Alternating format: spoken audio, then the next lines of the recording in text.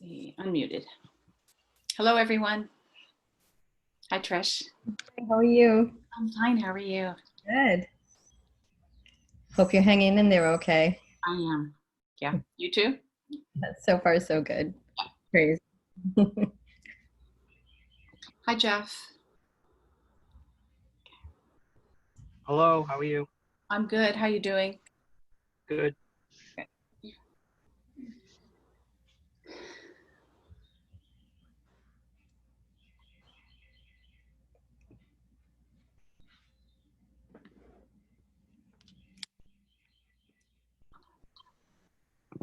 Hello. Hello. Yeah.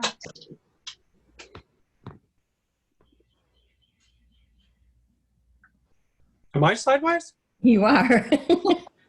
Not sideways on my machine. You want a different perspective on things tonight, maybe? Or I think I need it tonight. Oh, look at that.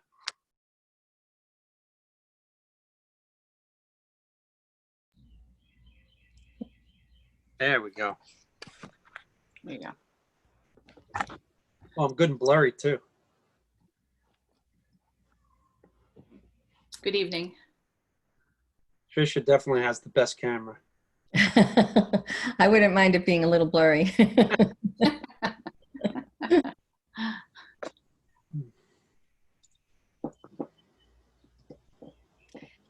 Has anyone else had any issues with OneDrive today? I couldn't access anything again. Really? I didn't. Are you going on through conservation? Yep.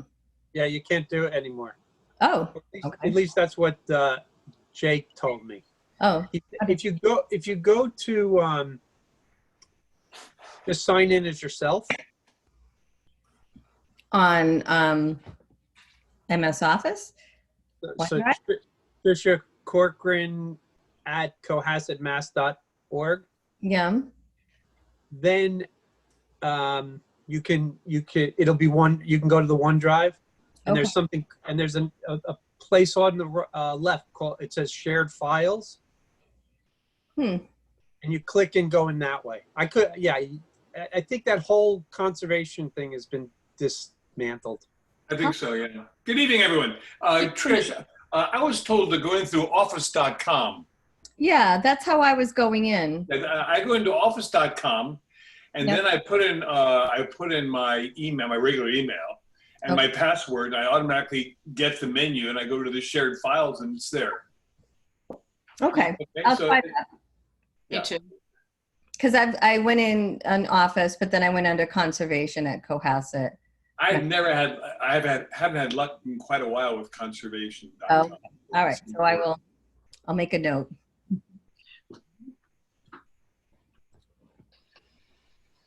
I'm enjoying the doorbell. I know. Yeah, that was nice. Is that your dinner arriving, Trish? No, I wish. Hopefully you don't hear a dog barking. I should find, where's the mute button just in case. Oh. There's the mute button. There he is. Hello, hello. Hey, Good evening. Hello. Hi, There's the Marianne. man in the attic. Hi. This is the man in his cabin. I have a cat today. He's got a hand electrical generator. Oh, I'll take it out of the recording.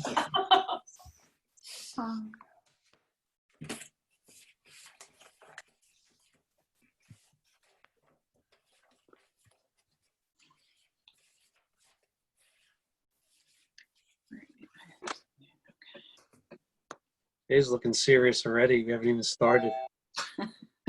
Hello. Hello. Hello. Who's that?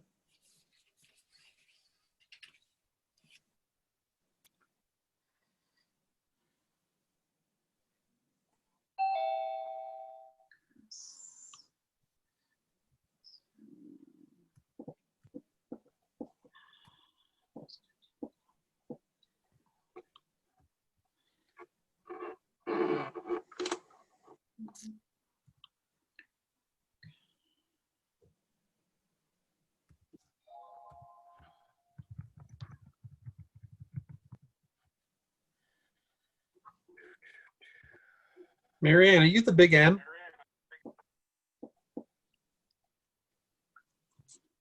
No, my name appears as Marianne Weatherall on my end. Are you on just, Call me the big M. I don't know, so there's just a big M there. I don't know who it is. I have Marianne. Yeah, Oh, no, I see Marianne. You're right. Yeah. You'll notice I have two boxes because my computer doesn't have a camera that works.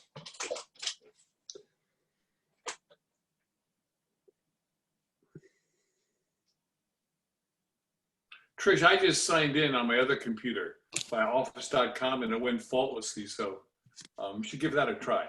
Okay. Oh, that's Angela. Angela's signed in as a big M. Oh.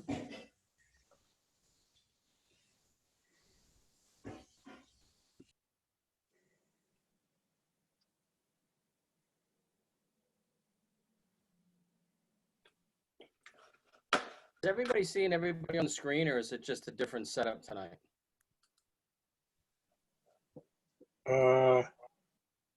I see 8 people. All right, I'm going to jump out and jump back in again. Hold on. 5.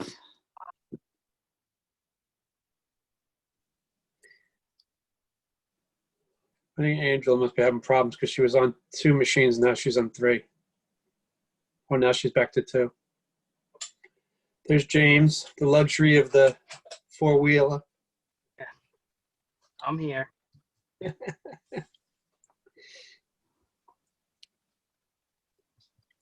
2, 3, 4.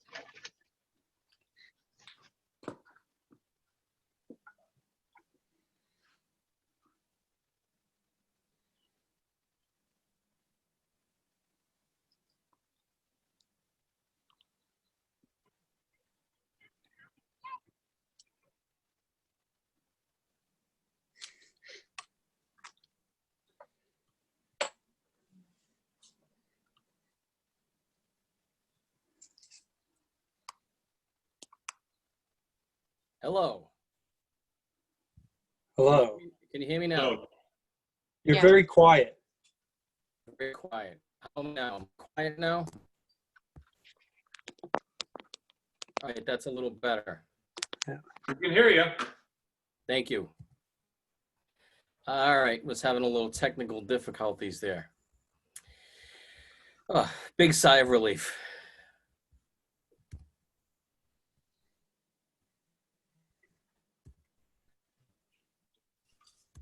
Trying to download the agenda. I've got about 400 screens open here. I can't imagine where I'd own 400 screens. Come on over to my house, Eric. Yeah, I can imagine. You have James, who looks like he's at the Cape Cod drive-in movies. That'd be nice. Yeah. It's Right, probably, who do we have here? 1, 2, 3, 4, 5, 6. Chris is on here twice, so we'll just go with 6 of us. All right, well, we have a quorum. Great. Jeff, are you ready to go tonight? Is Jeff here? Oh, yeah. Yes, all set. All right, wonderful. You know, I think Angela might be having some technical difficulties. Jeff, can you give her a call and help her? She's on, but she doesn't have a micro. She doesn't have a microphone, or I think, or a camera. oh, Okay. because I see her on 3 times. Yep. Yeah. I have her 3 also. Why does that Sure. happen, Jeff? There's 3. I don't know. I That's have just, people because just when I- chimed in a couple times. It depends on how they've called in. Yeah. I have Chris and also Chris. I have a box with Chris's name. yeah, Okay. my name is my computer and my face is phone.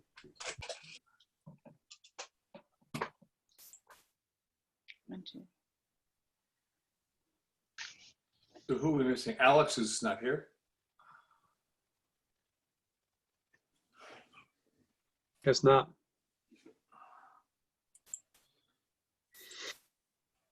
All right, we're gonna get started. We have looks like we have a full quorum here, so it's a little past 7 o'clock. I would like to call to order the Town of Cohasset Conservation Commission. This is a virtual meeting. Today is March 28th, 2020, May. I'm losing track of the months here. May Stay with us. 28th, 2020, Thursday evening. We are having a remote Conservation Commission meeting. In attendance this evening, we'll do a roll call here as myself, Jay Pimpare. James? Yes. James Roseback. Trish Grady. Yep. Kathleen Berrigan, our associate. Here. Chris McFarland. Here. Eric Eisenhower. Here. Marianne Weatherald. Attending here. And we have our conservation agent, Jeffrey Summers. Jeff, just give us a I'm verbal. sorry here. And Angela Giso is also here as well. So we have a full quorum of 1, 2, 3, 4, 5, 6 voting members. And so we'll get started this evening. So first, and if anybody joins in, great. First item of business, let me move my screen around here yet again, is a RDA for 22 Atlantic Avenue. Hold on while I pull up the information here and read that into the record.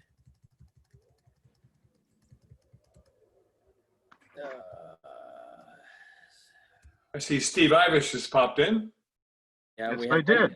many other participants on the line here, and we'll get to them as needed. So hold on a minute and download the RDA. I have to read into the record the public notice here as my computer opens it all up and jumping from screen to screen.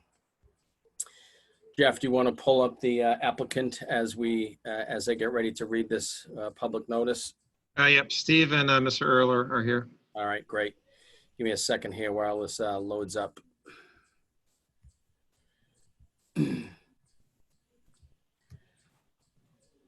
Mr. Chairman, I'm going to recuse myself from this discussion.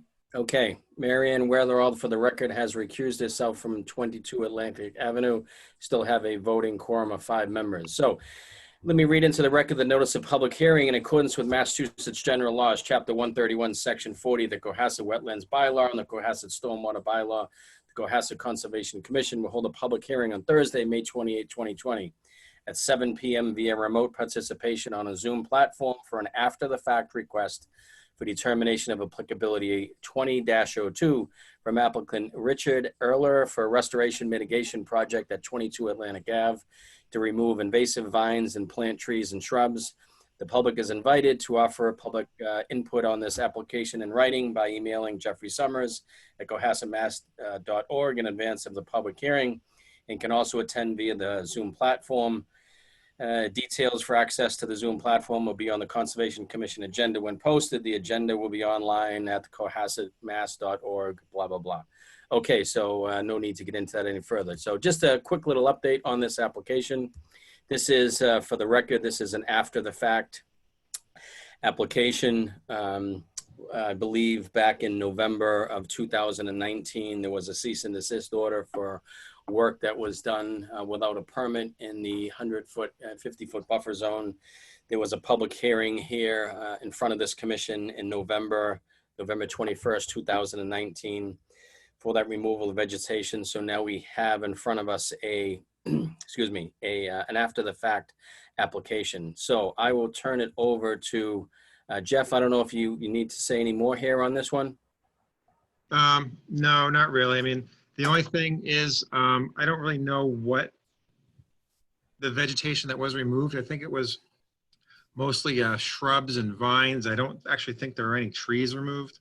And that's all I have to say. Okay. So at this time, I would like to turn it over to the applicant. I believe is, we see her on the screen there, Richard and Steve Ivas as well. If, good evening, gentlemen. If before you talk, could you just please state your, if you want to speak, just your name and address for the record, please.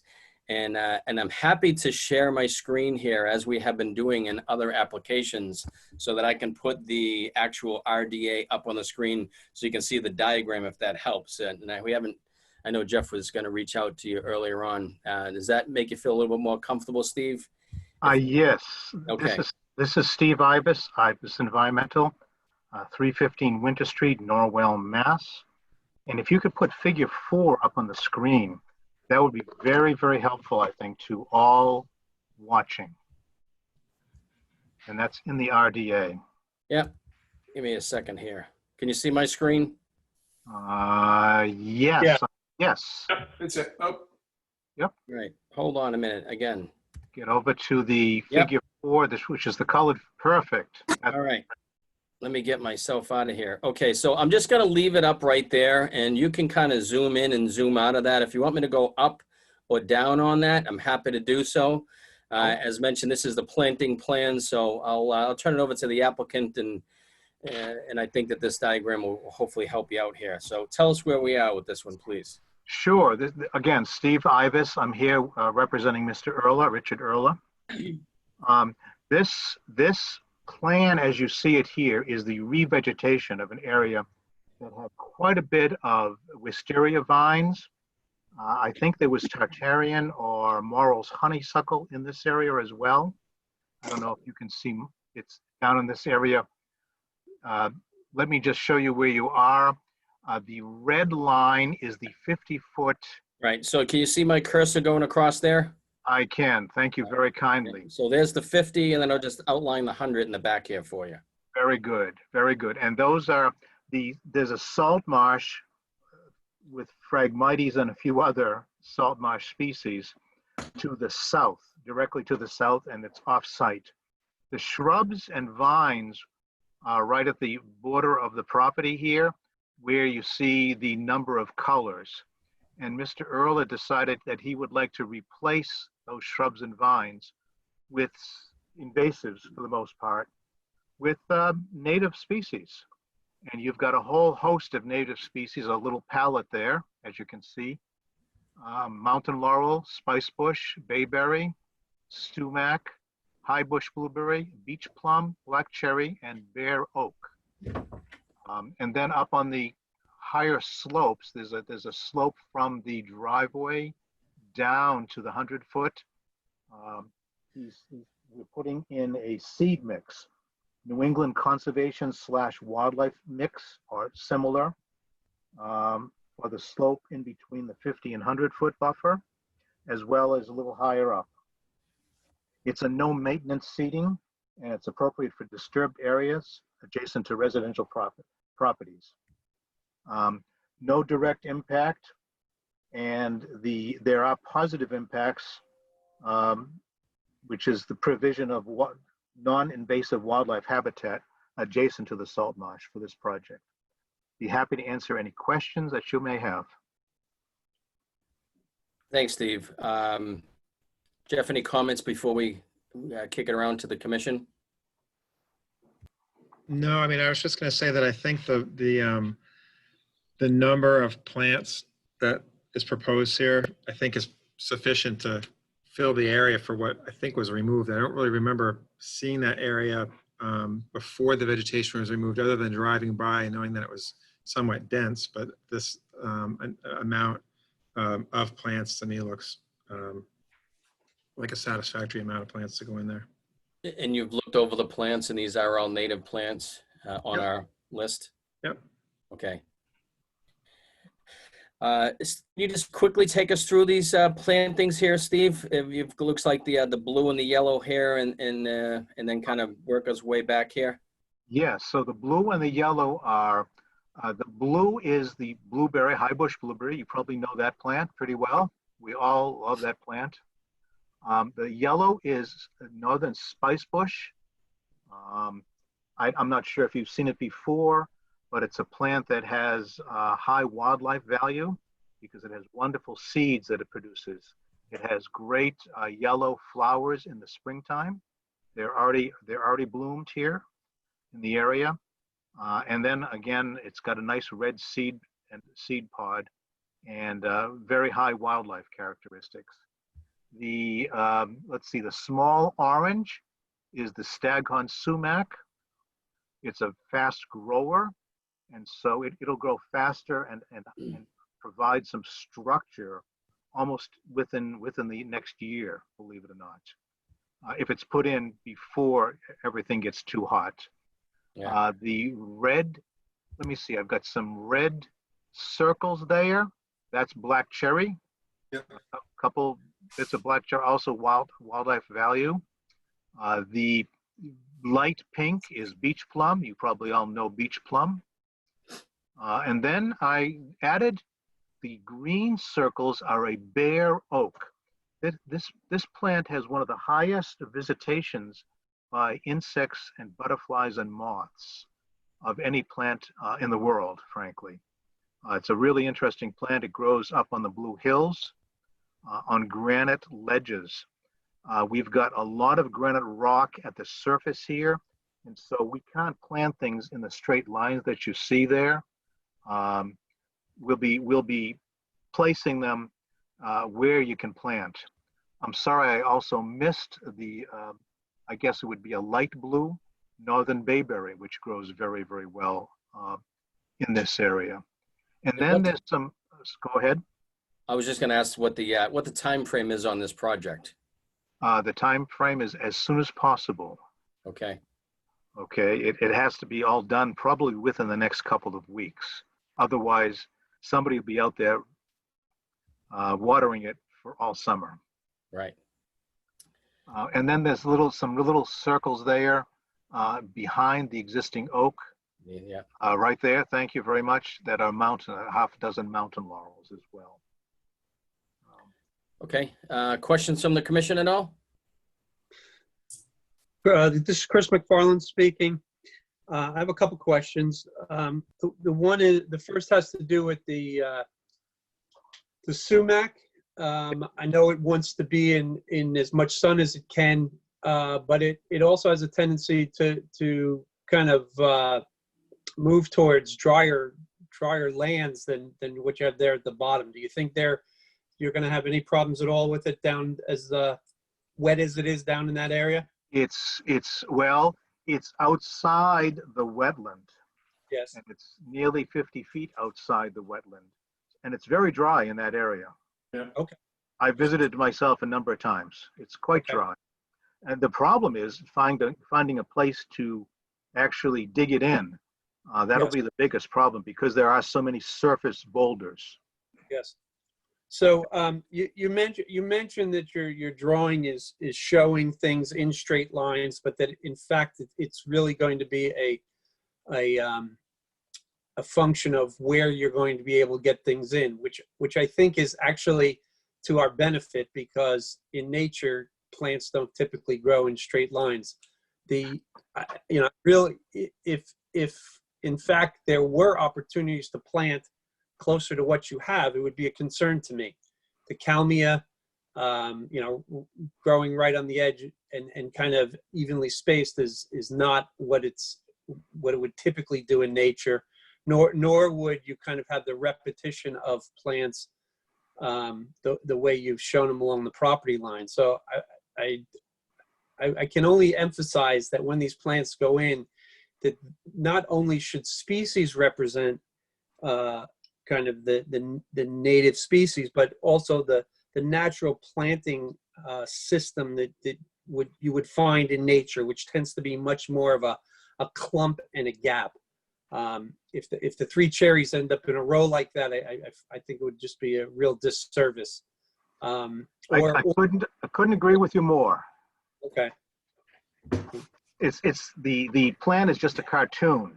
That's all it is. I understand, but unfortunately, we get a lot of cartoons, right. then they end up being reality. And I'm not saying that's one of your plans. I'm just saying this, what happens with the commission.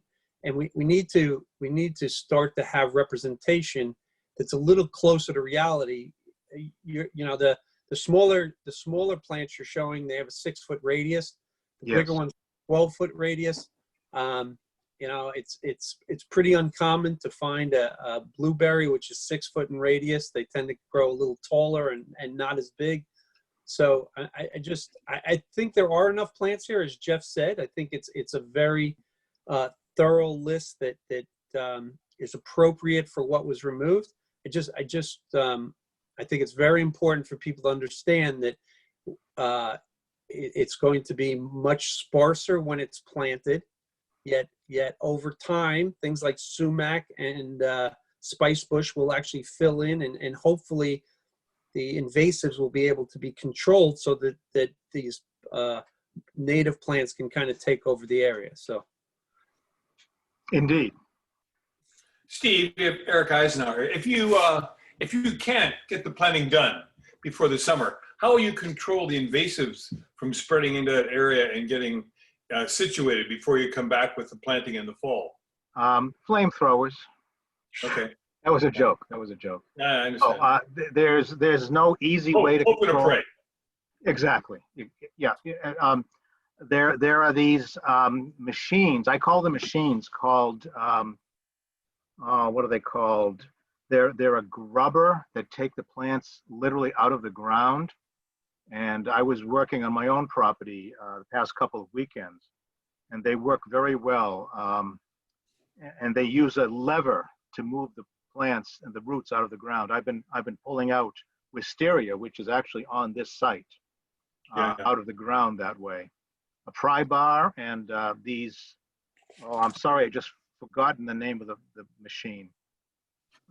It's a simple lever that has a claw. It's got a claw tooth that compresses against the stem, and then you have a lever that moves the plant out of the ground. They work great. Okay.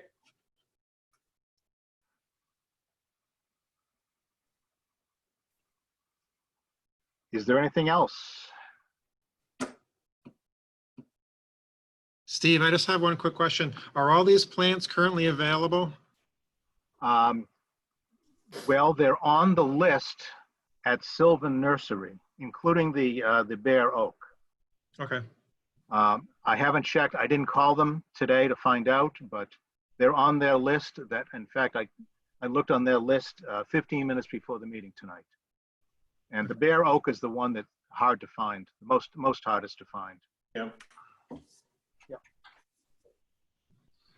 Any further comment on this? All right, Jeff, we need, what do we need on this? -2 determination?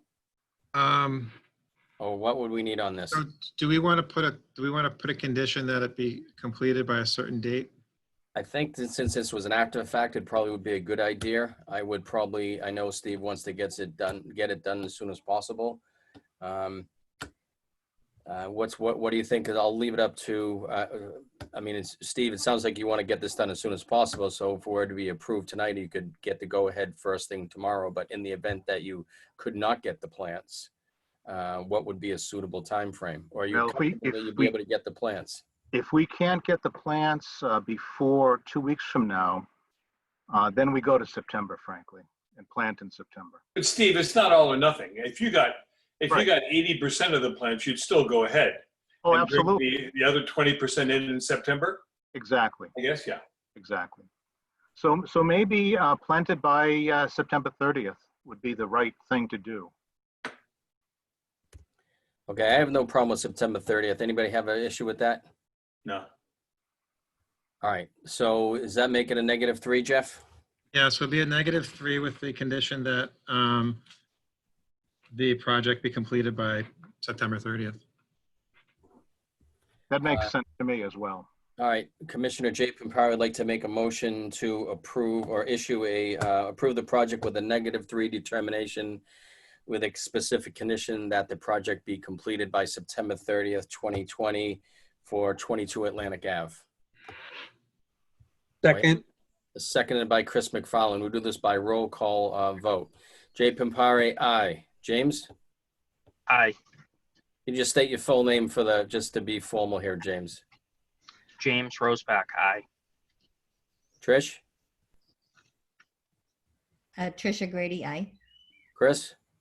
Chris McFarland, aye. Eric? Eric Eisenhower, aye. And Marianne, you've recused yourself from this one. I am recused. So that vote will pass 5-0 to 1. Excellent. Thank you very much, all. Okay, thank you. Thank you, Steve. Thank you. Take care. All right, next up on the agenda is NOI 20-10 88B Beach Street for a dock and a pier. I will read into the record the public notice here. Hold on. In accordance with Massachusetts General Laws, Chapter 131, Section 40, the Cohasset Wetlands Bylaw and the Cohasset Stormwater Bylaw, the Cohasset Conservation Commission will hold a public hearing on Thursday, May 28, 2020 at 7 p.m. via remote participation on a Zoom platform for notice of intent 20-10 from applicant Donald Ryan to install a new removable landing, seasonal gangway, and float to gain access to Little Harbor at 88 Beach Street. And that's that. Let me just jump out of that. Let me jump back in here. And good afternoon, John. Good evening. How you doing? Good evening, Mr. Chairman, members of the commission. John, if it's okay with you, would it be, do you want me to just share my screen and pull up that diagram? Sounds fine by me. Thank you. Okay. Give me a second here while I move technology along. Sure. John, is there anybody else that would like to speak to this, the applicant or anybody? John Ryan is the applicant, if you'd like to pull him in. Okay. All right, so I know everyone can play around with that. I'm gonna leave it right there if everybody can see that, hopefully. John, is that okay with you? That's perfect, Jay. Okay, great. All right, John, I'll let you take it away. Okay, just for the record, good evening again. My name is John Cavanero. I'm a civil engineer from Cavanero Consulting in Norwell, Mass. And I'm here on behalf and with Don Ryan, the owner of 88B Beach Street. You may recall this property. It's a somewhat unique property in that it's one of the sole peninsulas. Well, there's actually two peninsulas that jet out into Little Harbor. And similar to the last peninsula that we were in front of you with, a similar application, we sort of took that lead with this proposal and almost mirrored it to a T, because this particular site has a very similar feature and capability of siting this type of water access. So just to go back a little bit, this property is a peninsula that's at the end of Beach Street that is a spur off before you get to the Mohawk. There's a number of homes off of this common driveway. And this property is surrounded by water and also, for the most part, salt marsh around the primarily accessible areas adjacent to the driveway and the front of the dwelling. And right now, really, the only access is through the salt marsh to pull a kayak up or to really use the water in any usable manner. So the applicant would like to eliminate that sort of traversing across the salt marsh and not having really clean access. So with that, we looked at different opportunities to site a dock on this site. Not a conventional dock with a pier, permanent pier in the water, ramp and float. We took, again, the lead from 130 Gammons to look for a notch that was close enough to the water, but more importantly, accessible to a deep section of water, so that when the float actually was situated at low tide, there would be at least 18 inches of water beneath the bottom of the float. So we found this location at the northern face of the peninsula, and it's quite ideal because we were able to site a location of a platform that will be essentially level with grade, just at the floodplain. And with a 35-foot ramp and float, we can get into that deeper water.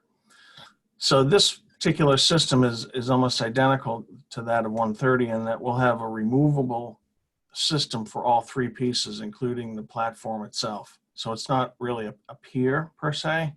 There's no excavation or footings that need to be constructed. There'll be no concrete poured. We'll have a stainless steel and aluminum anchoring system that will be doweled and epoxy grouted into the ledge for the supports of the platform. And then that itself can be removed. And then the ramp and the float are affixed to the platform and the ramp respectively. So the ramp and the float come out as well. So it's an entirely removable system, and it's a seasonally used dock. This does not trigger any Chapter 91 license because we're not siting any structure below mean high water. So that's a benefit in that we're not going to leave a permanent structure below the water line, and that therefore that doesn't trigger any Chapter 91 license with the Commonwealth. However, this does trigger a special permit with the Cohasset Zoning Board of Appeals, which we did file last month, and we had our opening hearing last month, and we will actually at the beginning of this month, and we will be continued to next Tuesday, at which time we would anticipate a closure of that hearing.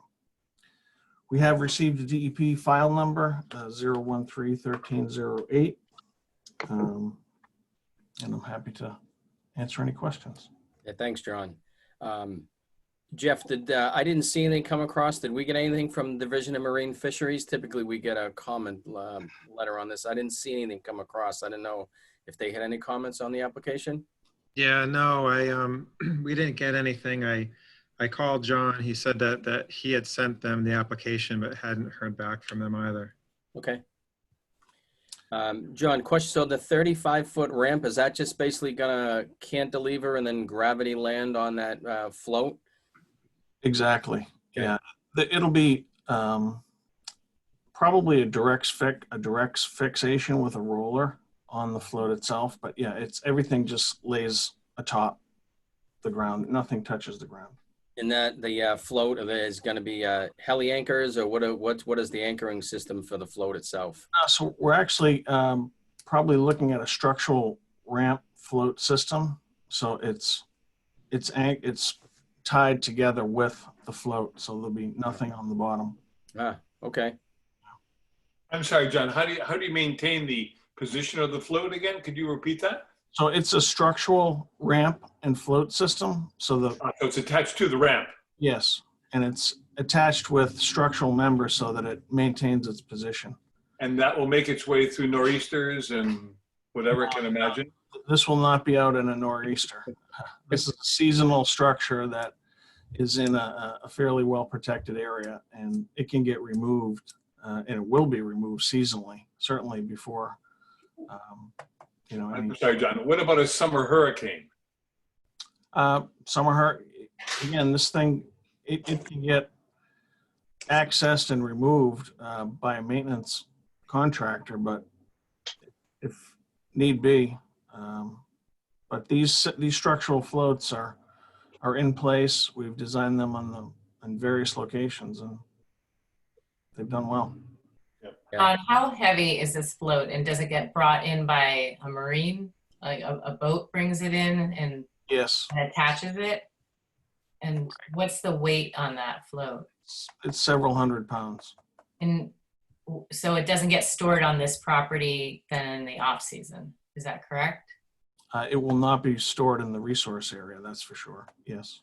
And what about the ramp? Does that get Same thing. The ramp and float will be stored mhm, outside of any resource area. okay. And So it's not going to be on their property. Unlikely. Okay.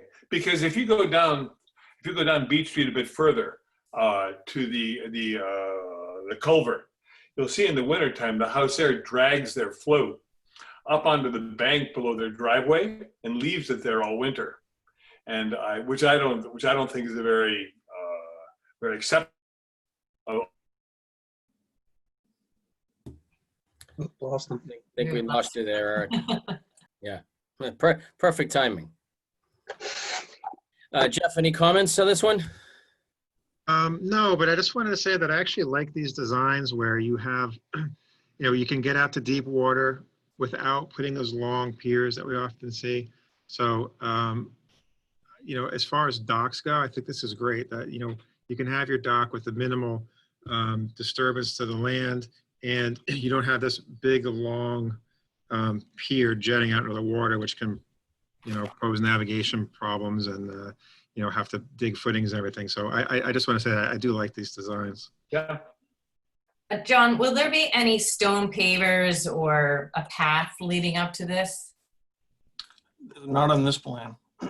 So that's not part of this application. Okay. Yeah, I have to second Jeff's comments there. I like the design on that. And thank you, John. And thank you for feeding off of the 130 Gammons Road project as well. So I think it's very well done. Any further comments here? All right, so Jeff, this is an NOI. We're gonna need a variance on this. Are we gonna need a variance on this? It's certainly work in the 50. Yes, I would say. Side. So we're gonna need a variance and an order of conditions. I don't see any specific. I didn't hear any specific conditions. So just to move this along, Jay Pimpari would like to make a motion to issue a variance for work within the 50 and approve the dock at 88B Beach Street. Chris McFarland seconds. Having heard a motion in a second, we'll do a roll call vote here. Jay Pimpare, aye. James? James Roseback, aye. Trish? Trish Grady, aye. Chris? Chris McFarland, aye. Eric? Eric Eisenhower, aye. Mary Ann, you're muted. Marianne Weatherall, aye. Great, that vote passes 6-0. So now we need an order of conditions. Jay Pimpare will make a motion to issue an order of conditions to approve the project at 88B Beach Street. Chris McFarland seconds. Having heard a motion in a second, all those in favor by roll call vote, Jay Pimpare, aye. James? James Roseback, aye. Trish? Trisha Grady, aye. Chris? Chris McFarland, aye. Eric? Eric Eisenhower, aye. Mary Ann? Marianne Weatherall, aye. Great, that vote passes 1, 2, 3, 4, 5, 6-0. Thank you very much. Excellent. Okay, John, I think you can stay with us for a little bit here. Next item of business is a stormwater permit 20-15 for 35 Oak Street. This is new construction. Let me read into the record the public notice here. In accordance with Massachusetts General Laws, Chapter 131, Section 40, the Cohasset Wetlands Bylaw, and the Cohasset Stormwater Bylaw, the Cohasset Conservation Commission will hold a public hearing on Thursday, May 28th, 2020 at 7 p.m.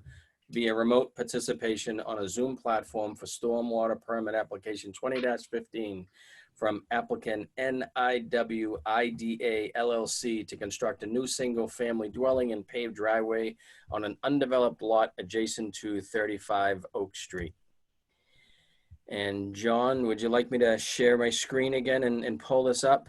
I would appreciate that. Thank you very much. Okay. And Jeff, Walter Sullivan may be out there. He would be Okay, just one second. an interested party.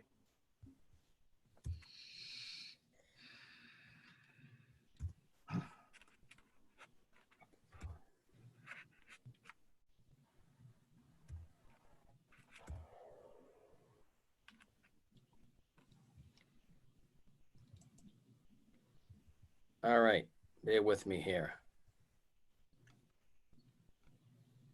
Jeff, Olivia Sullivan has raised her hand here. Yes, I'm going to let her speak in just one second. All right, thank you. Trying to get the screen up here. Let me get it suitable for the viewers here. Let me zoom back out. And again, anyone that's actually watching this, I'm just putting it up. I'm not really zooming it in too much here. So if I believe, as we've just kind of done some trials here, you can play with this diagram and move it around a little bit yourselves. So I'm just going to leave it. John, is that okay with you there? Perfect. Thank you. Okay. All right.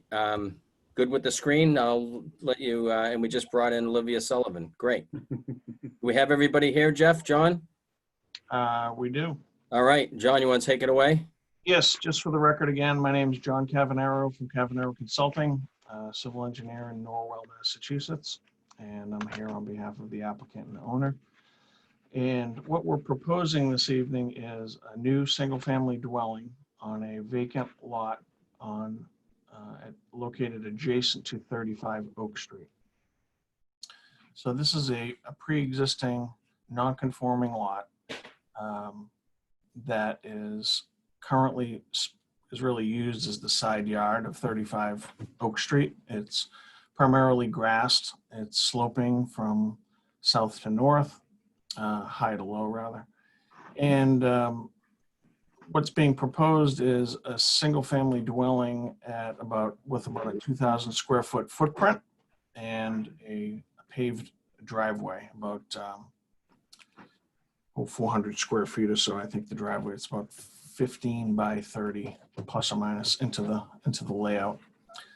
And so to offset the proposed impervious coverage on this lot, we've designed an infiltration system located on the north east corner of the portion of the lot, that rear portion, that will be retained by a small retaining wall that will run just off the property line and curl back into the lot itself, so that we generate adequate separation to the high water table from the bottom of the system. So by siting this infiltration system, it's about 450 square feet, we're able to reduce the peak rate of runoff in the 210 and 100-year storm event, and also match the volume that comes off the site between pre-construction and post-construction. This is really predominantly only one large specimen tree. I'm not sure if it's a Norway maple, but it's a maple that sits on the southeasterly corner at the street. So over between 35, the existing dwelling, and the house, that will remain. There is some smaller vegetation on the rear of the lot. There's a dogwood that sits really close to the lot line. That may be something that would want to get looked at as either an extension of that retaining wall to wrap around it, potentially to save it, or to put a tree well around it. It's a nice tree. It's not fully mature dog. I mean, it's a good sized dogwood, but it's not a 6-inch dogwood. It's probably in that range. It's not an 8-inch dogwood. Additionally, what we're proposing is to put an infiltration trench at the downward side of the driveway to provide some water quality and a little bit more infiltration to capture any runoff from the driveway itself. This neighborhood is located within the municipal sewer district, so there'll be a municipal water and sewer connection to the front of the dwelling. Lastly, the site is proposed to be graded with essentially a gentle swale that will run from south to north along the westerly side of the house, and to try to increase sort of a longer path of flow around the back of the house, to extend that rather than just allow it to flow into the house and across the lot as it does today. So that's pretty much the change in grading. The remaining grading will pretty much run in the direction that it exists today. We do have an operation and maintenance plan, a construction sequencing plan, long-term pollution prevention plan. That's all standard as part of the stormwater permit application as well. And lastly, there will be a siltation barrier that will be sited along the westerly, northerly, and easterly boundary throughout construction. With that, I'd be happy to answer any questions. Great. All right. Thank you, John. As I was listening there, I'm also somewhat monitoring the participant Q&A here. And Jeff, I'm going to rely on you to kind of monitor the Q&A, but just for the audience in general, we just listened to the applicant's presentation. The commission will ask some questions, and then we will, although we can't open it up to public comment, unfortunately, what we will do is we will read into the Q&A your particular comments. So those comments, if you do have any comments, please type them into the Q&A, and I'm seeing a few already. Again, we will get to those shortly. They will not go unnoticed. So Jeff, if you could just please monitor that Q&A coming in So just a couple of quick questions, John. I did notice on it clearly it's a rather narrow lot out there. Do you have to go? What other permits do you need out there? Does it meet all this? Does it meet the zoning setbacks on either side there? I did see it was only like 10 feet on one side, was it? What other permits do you need out there? There'll be no zoning relief sought for setbacks or lot coverage or building height or any dimensional relief. This will be conforming, fully conforming to zoning. So John, does that mean that those bump outs where they are closer than 15 feet are just 1-story bump outs? Is that it? Correct. That's right. Thank you. You're welcome. I did see the pictures and somewhat familiar with the area. Is any vegetation? It looks like a fairly, it's basically lawn out there. Are there any trees being removed out there as a result of the project?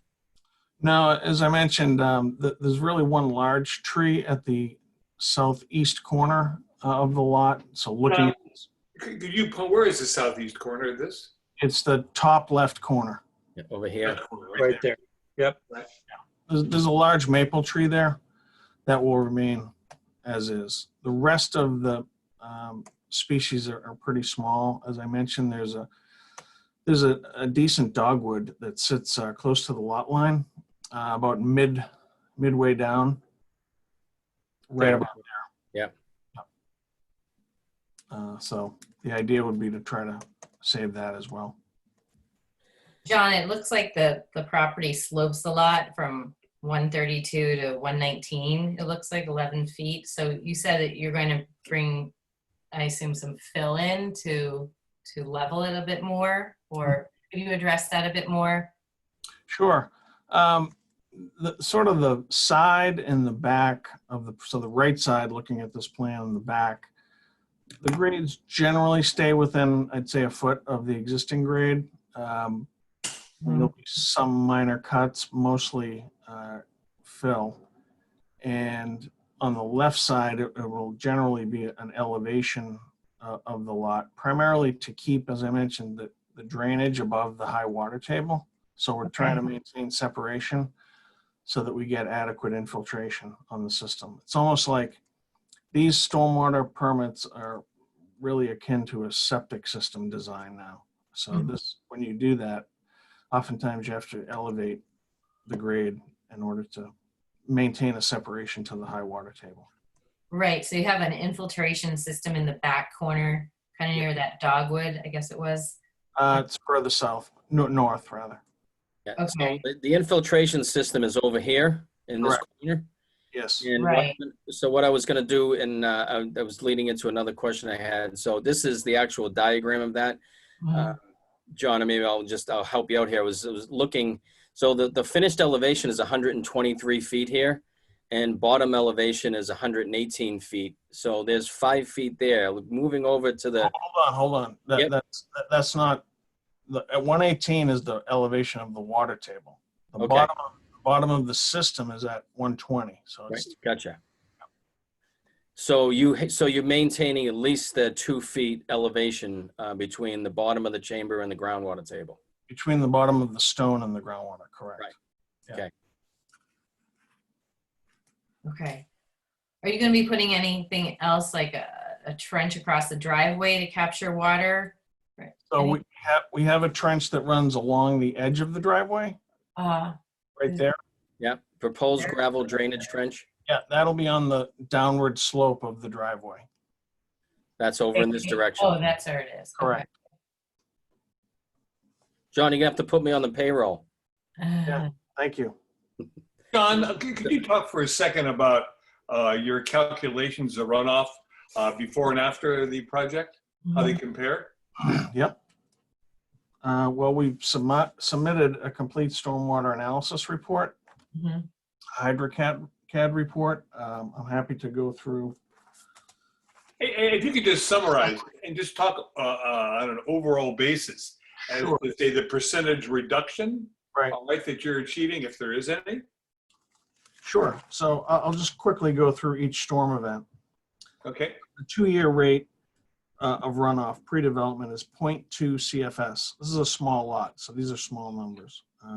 The post-development is 0.19, so we're going from 0.22 to 0.19. The 10-year event, we're going from 0.46 to 0.38. The 100-year event, we're going from 0.87 to 0.81. The volume in the 2-year event, 0.02 acre feet to 0.01 acre feet. Volume in the 10-year event, we're matching at 0.03 acre feet. And the same goes with the 100-year event, we're matching at 0.06 acre feet. So if you look at the first figure, you're looking about a 10% reduction. Right. I was surprised. I thought it would have been, most projects that we see end up with more than a 10% reduction. All right. And I'm wondering, what are we doing here whereby you can't achieve a larger reduction after you spend all this money on your infiltration chambers and all of that? Well, the regulation. It seems to me that, you know, it's a rather minimalist infiltration approach that you've taken. I would disagree with that. What the regulations require is for us to not exceed pre-development rates of runoff or volumes, and we're exceeding that threshold. I'm familiar with the regulations, John, thank you. But most of the projects you submit, all right, have more than a 10% reduction before and after. And I think that's more than a 10% is a good safety margin, because this is just a calculation, all right? And is there any way we can increase that to make the percentage reduction afterwards larger than just 10%? Well, I would argue that actually these calculations are quite conservative, quite frankly. The 2-year event is about a 4-inch rainfall in a 24-hour event. What this lot is different than most lots is that it's 8,000 square feet. Most of the lots that we develop in town are larger than 8,000 square feet. So there's more room to perhaps do, you know, more infiltration, but this is a limited size location. So there's only really so much that we can do. And we are meeting and we're exceeding the stormwater regulations. So, John, this is this infiltration chamber here, is it capturing 100% of the runoff from the entire impervious surface, or at least the house, the proposed house? From the house, correct. All runoff from the house is directed over into the infiltration chamber. That's correct.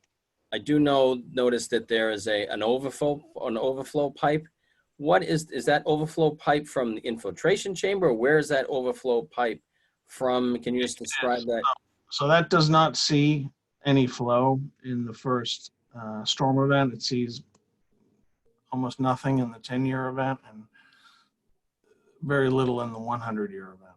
So the reason why we have those is so that we don't have any back pressure going against the structure itself. So there is a release in the excessive rainfalls, which, you know, again, even at that point, we can't exceed what already comes off the site. Yeah. So can you just describe this little swale here? It looks like it goes contour 122, 121, 120 down to 119 here. How does that swale work? You can follow that all the way back to the front right corner of the house, of the lot rather. We've shaped that so that there's a gentle swale that will wrap all the way around back to the right side of the driveway on this plan. Okay. Let me turn it back to... I'm always concerned with these narrow lots, and the street is on the hill. They always have a lot of water on them. So I agree with Eric. What can we do to reduce the runoff, or can we achieve a larger reduction? I'm just hesitant to, it's a really narrow lot and there's a lot of properties around it. So I'd like to look into that a bit more. Can you tell me about the test pits you've dug and what you found? Sure. You can go to the top of the page. Mm-hmm. And those are our 2 test pits that we dug. So test pit number 1, Mhm. about 12 inches of loam, about 12 inches of B horizon, which is a loamy sand. And then the parent material was a sandy loam. We found weeping at about 60 inches in depth, and we found models, which is what we indicate as high water table, at 44 inches in depth. And then in the second test pit, we had a little bit less loam at 10 inches, about 14 inches of B horizon, and then we had about 36 inches of C before we saw water. And sorry, am I mute? No. Did you do those test pits in the back of the property or in the front as well? We did one in the front portion where the house is, and one in a corner of the infiltration system. So is this test pit 1 or 2, John, here? That's one. Okay, so test pit 1 here, and then test pit 2, which is right under, or right on the corner of the infiltration chamber. Correct. Is there any way to make that chamber bigger, John, to kind of capture the more of the 100-year storm without any overflow, or is there any thought to that? Again, we can make everything bigger, but we're going. Yeah. We're already exceeding the threshold of the regulation, so.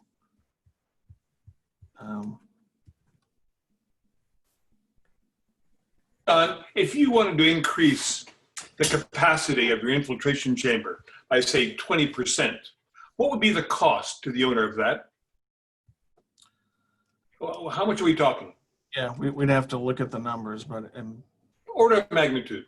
and the other thing that we run into here is that we get a little close to the building itself. We want to maintain a separation to the building. We want to maintain, because we have a retaining wall here too. So this isn't just adding stone and chambers, it's adding retaining wall as well. And, just more disturbance. We get closer to the property line because it's such a narrow site.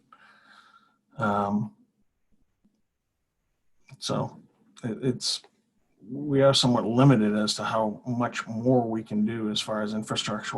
What we may be able to do is on the other side, put in something that is still, I'd like to have a little separation from the house, but maybe pick up some downspouts with some more infiltration.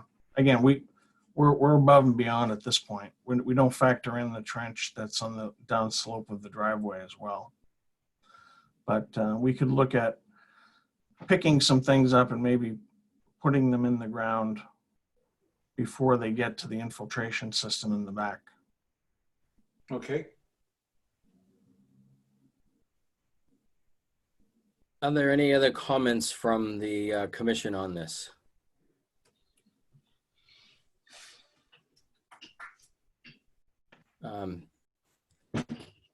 John, where would you potentially place a smaller chamber? Would it be up in this particular area here, or maybe out in the back here? Yes, I know you want to go upstream or upgrade I would probably do something along the right side. over here. Yeah, long, narrow, probably a single pipe with stone. Okay. Rather, and we have utilities coming out of the front of the house. So Right. Okay. Any other questions from the commission? No. All right. Jeff, there have been some Q&As here, and I've been looking at, or at least comments, I should say, through the Q&A, and I just want to state for the record here.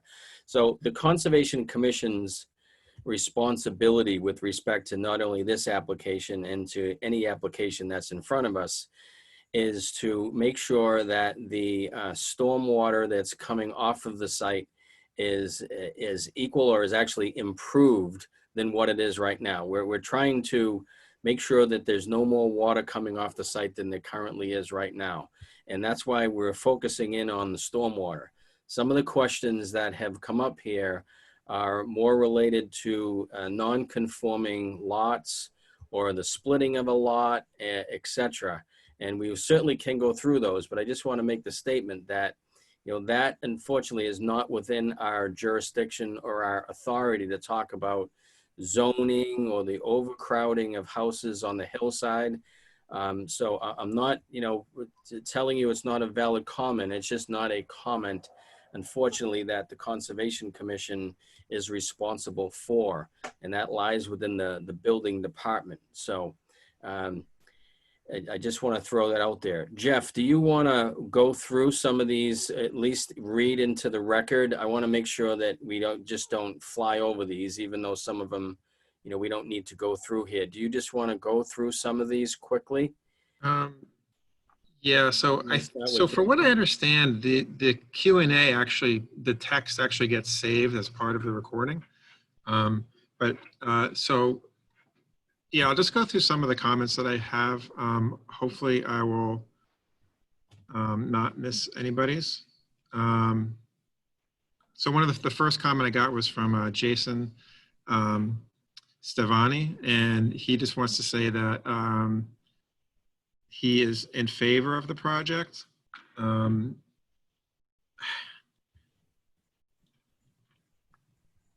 Sorry, this is not what I thought. I can go through these, Jeff. I'm looking at him here. He's in favor of the project. We had another comment here from 30-year residents at 42 Oak Street, who are definitely opposed to any more crowding out of proportion houses on the block. The majority of the neighbors agree that there has been a negative impact since the domino effect over here. And again, another commenter from 49 Oak Street, we are voicing our concern and are not supporting the proposal. Another comment here from Ann McCuster, with all due respect to the others in the call, as abutters at 35 Oak Street, we are absolutely not in favor of the project to build an additional house on the non-buildable lot adjacent to us, etc. We're not in favor of building on this non-buildable lot. So another resident here, we also object to the overcrowding and splitting of another lot on Oak Street, and a couple others to that effect at all. So again, I'm not downplaying these comments, but if there is I'm going to jump to another screen. These are comments that are, you're certainly welcome to voice them, but we are not going to address any zoning or overcrowding, etc. issues from the Conservation Commission. We're solely going to focus on stormwater and the stormwater impacts to abutting structures. So there is a question here from Mr. Cunningham. It says, where was the old leaching field for the original structure? So I'll throw that out to the applicant. Again, the question, if you know, where was the old leaching field for the original structure?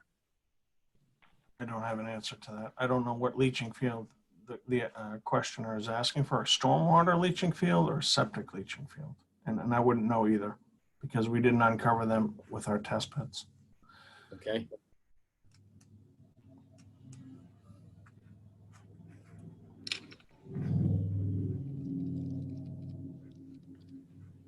Okay. Again,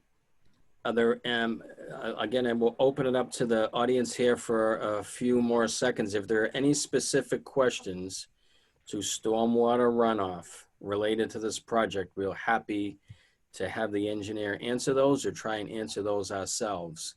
And I do see that other comments are coming in with respect to the not in favor, neighborhood effect, etc. So I won't read that, but we do appreciate all of your comments that are coming in. You can unfortunately understand this is a little difficult by Zoom doing this, but again, we'll focus in on the stormwater aspect of the application. Jeff, are you seeing any more come in here?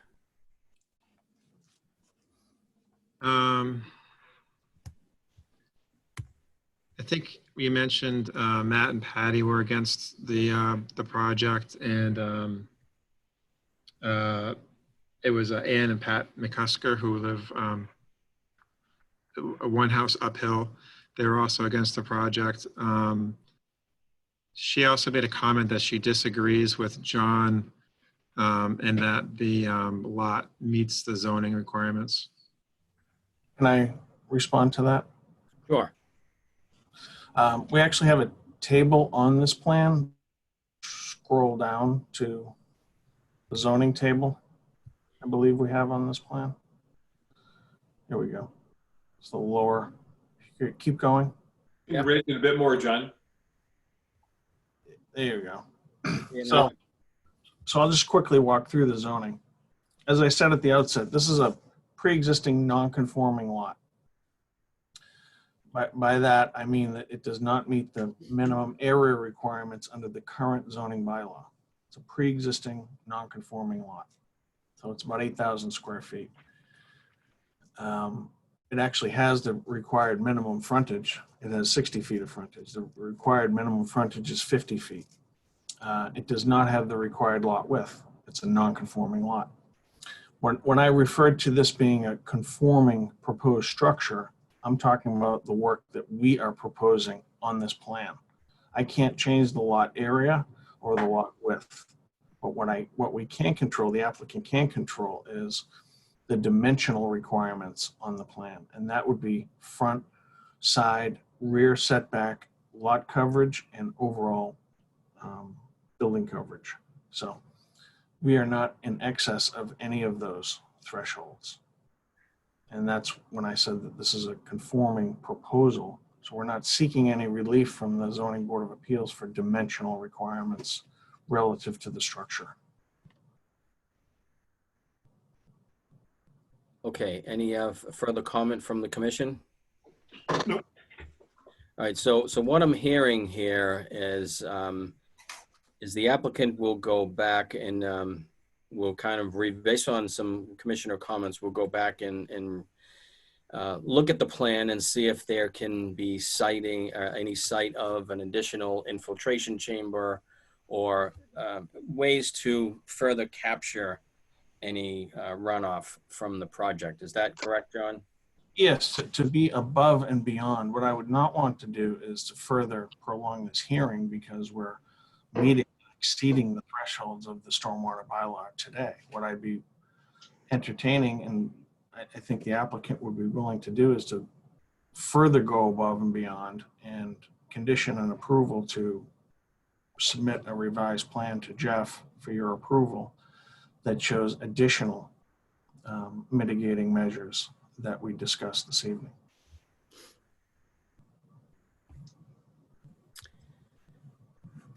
Comments from the commission on that? I have no problem with that. I'm set with that. Yeah, I'm comfortable with that too. I know that this is where there have been many projects on the hillside over the years here where it's just the lay of the land, figuratively speaking here.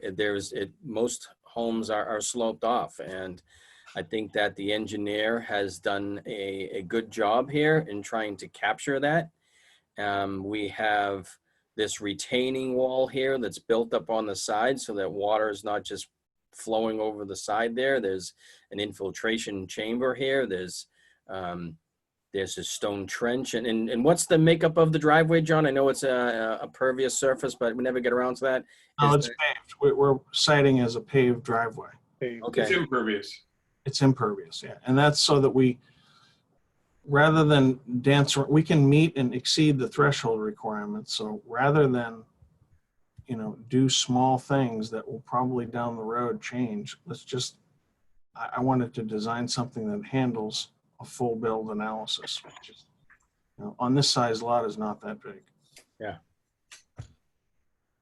Okay. I'm happy with that. John, how long would it,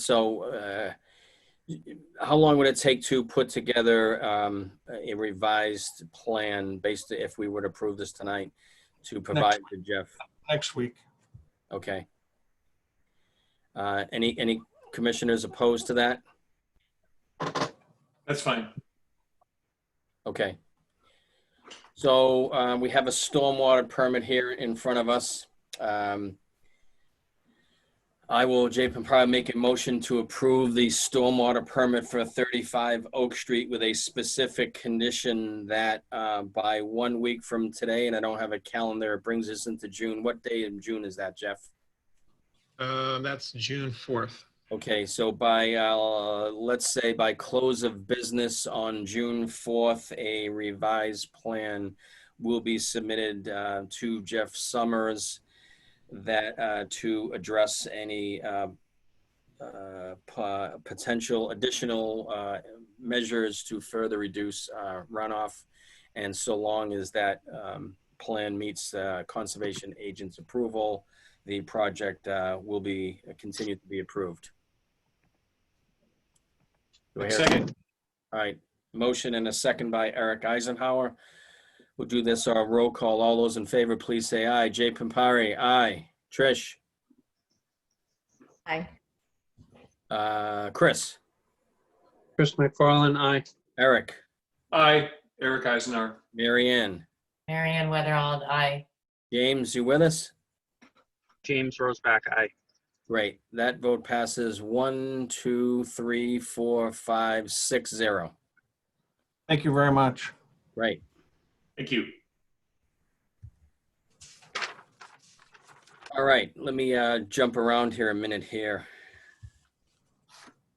Next item of business is an NOI 20-11 for 339 Jerusalem Road for some landscaping and for some hardscape. I'll read into the record the public notice here. In accordance with Massachusetts General Laws, Chapter 131, Section 40, the Cohasset Wetlands Bylaw and the Cohasset Stormwater Bylaw, the Cohasset Conservation Commission will hold a public hearing on Thursday, May 28, 2020 at 7 p.m. via remote participation on a Zoom platform for notice of intent 20-11 from applicant Leo Meehan to perform landscape and hardscape improvements over presently developed areas within the 50-foot and 100-foot buffer zones at 339 Jerusalem Road. And welcome back, John. Thank you for having me all evening. I appreciate your hospitality. Let me try. Let me multitask here, and let me pull up that diagram. And as I turn it over to you, hold on a sec. I'm just gonna, Jeff, if it's okay to invite Sean Papich if he's out there. Yep, I see him. Oh, I saw him. Now he's gone. Let me get rid of a few of these projects that we've already talked about. Can't wait till my screen's completely gone. Let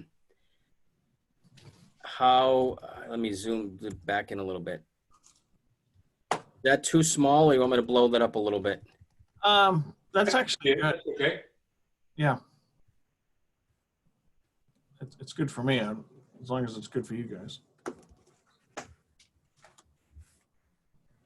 Okay, I'm good. John, I'll let you take it away here. Okay, thank you, Jay, members of the commission. So this property at 339 Jerusalem Road is a pretty prominent facility. It's the former St. Joseph Retreat Center. The building itself is about 140 years old. It's quite a stately mansion that was purchased by the Sisters of St. Joseph, I think back around just after World War II, as a retreat facility for the nuns and others to come for respites and holy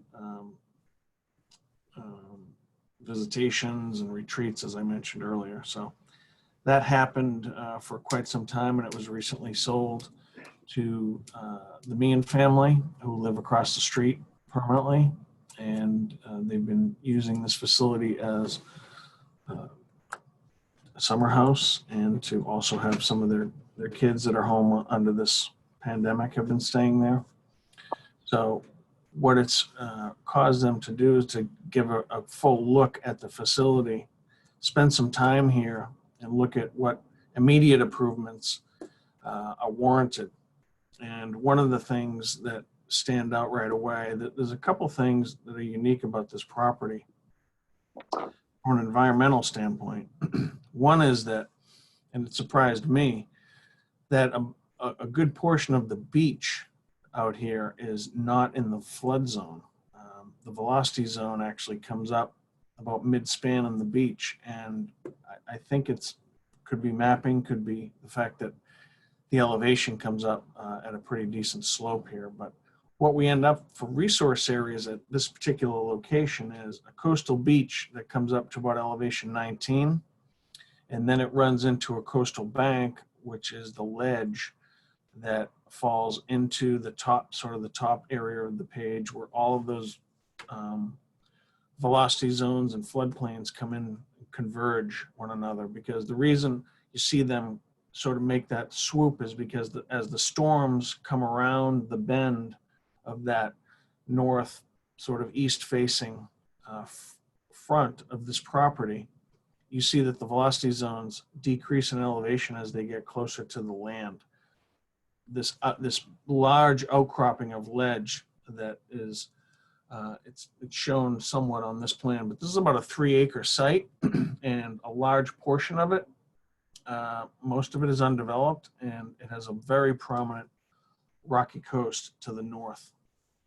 So in this little alcove, you have an area that is mostly cobbly, gravelly beach with an existing retaining wall, concrete poured retaining wall, and a large drainage outfall. It's a 24-inch concrete pipe that dumps right onto the beach. And that is a pipe that is essentially controlled by the town because it collects the majority of the street drainage in that neighborhood, going back up into Jerusalem Road Lane. This was a major reconstruction of drainage. Is that this drainage right here, John? That drain right there, Jay. Yeah, it's a 24-inch line that passes through the property and dumps right onto the beach. Right here. Yep. Yeah, right there. And what it's doing is it's creating some sort of a patch of Phragmites. It's just a mess. And that is sort of something that started sort of the look of this whole area. What do we have here? And what improvements are warranted and what could be done here? So that is something that's very sort of important and integral that will require some sensitivity and some coordination with the town as well, as far as the treatment of that outlet. We would like to clean it up and protect it with some more riprap around it, and to give it more of a, it's not as though it's creating, well, it does create erosion, not to the effect that you'd think because it's dumping into a gravelly, cobbly beach. So it really dissipates right into the ground. And because there's elevation from that point down to the water, you don't get really a tremendous amount of erosion. But what you have here is sort of a failing retaining wall that is adjacent to that pipe. And you've got sort of it's not exactly the same as the property we were looking at several months ago, further down Jerusalem Road, where it was much more elevated landform with an old retaining wall that had failed and there was substantial erosion happening. This is sort of I'd call it a milder case of that. It's hard to tell if there was a wall that continued along the back of this beach. There may have been. There's certainly remnants of a lot of man-made material that's just mixed in with this whole area at the back of the beach. And then there's a large, as we work from beach back in towards the dwelling, you've got a large mix of cobbly, pavement-looking brick, concrete, and then it goes into a paved, bituminous concrete paved, call it a platform apron. That probably was part of a larger system, quite frankly, that they probably had some type of area where they maybe put up temporary structures. I'm just guessing, but it looks to me like it was that type of thing, because they also have this timber feature, this timber walkway that goes down adjacent to that paved apron, and that goes down into the beach. So whether that was their form of an accessible path back in the day to take elderly patrons down into the water to get closer to the water, and maybe this paved area was some type of apron where they enabled them to have an opportunity to get closer to the water without actually going onto the beach. So what all this means is that it's all crumbling, it's falling apart, and what the Manns would like to do is to eliminate this failing concrete wall, actually create more of a resource area by pulling a riprap wall back and sort of shape it more in line with the contours of the land between these two prominent ledge outcroppings right along there. Yep. It would be about a 3 to 4 foot wall So retaining John, would it start right here and then just Yes. basically come right down and stop here? right Okay. there. And then you'd have a set of stairs that went into the ledge Oh, right here. right there. So Timber. those are existing stairs that are now there or No, there? what you have is that existing, it's almost an L-shaped docker right back where you were. If you Okay. move up further, right there, right along there, that whole L looks like a hockey stick. Yeah. That is actually a timber ramp that goes from the house all the way down to the back of that paved apron. So we'd like to eliminate that. Start with eliminate that poured concrete retaining wall. Treat the outlet of the pipe better with larger stone. Eliminate that Phragmite patch. Build a large riprap, heavy, 1/4 ton stone minimum along that face, and then back it up with what they've proposed, and Sean can get into more detail. Sean Papich, landscape architect, they're proposing it on this plan to have a sandy surface, back up to a timber deck, a pervious deck that went up against an existing retaining wall. So that would be sort of a sitting area, and then he would have a vegetated buffer next to the deck, and then replace the lawn area to the top of that area against the ledge over to the new retaining wall, and then also add some more landscape and sort of clean up the hardscape transition. Right now, there's just a lot of stairs, there's a lot of levels. It's not very accessible, and the point is to try to get from A to B, B to C, and then to the beach, and then try to dress this up with a more homogeneous, functional facility that also is respective to the resource area. So that's sort of the broad brush explanation. I can get into the details of square footages and more, but I'm not sure. I might actually pass it off to Sean if you want to add any more to that, Sean, as it relates to the planting.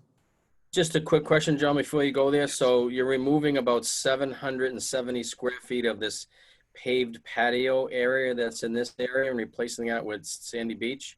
Yes. Okay. All right. Wait, before we move on. Yep.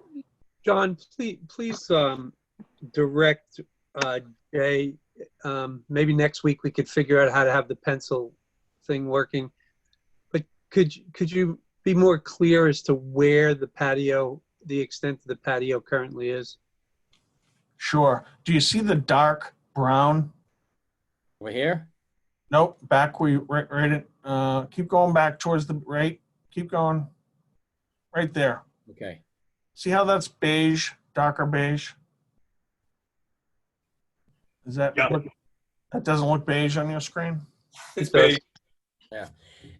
Jeff, did you Wait. before I unshare, I can still continue to share my screen. I have pictures of the site if that helps. But before I do that, Jeff, have you gone out there and taken the pictures? I think you have, because I was looking at them earlier. Yeah, I only, can you guys hear me? Yeah. Okay, sorry. Yeah, I think I only posted them a couple days ago, so. Let me try and do, this is always dangerous with my screen here, but let me try and jump around here. Go to the OneDrive and see if I can pull those pictures up as we're speaking. Go ahead, Chris. Sorry.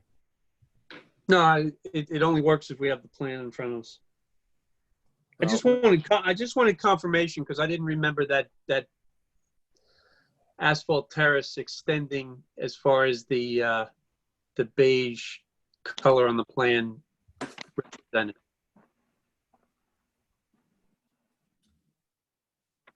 Give me a minute while I try and pull up some photos if we have captured those photos.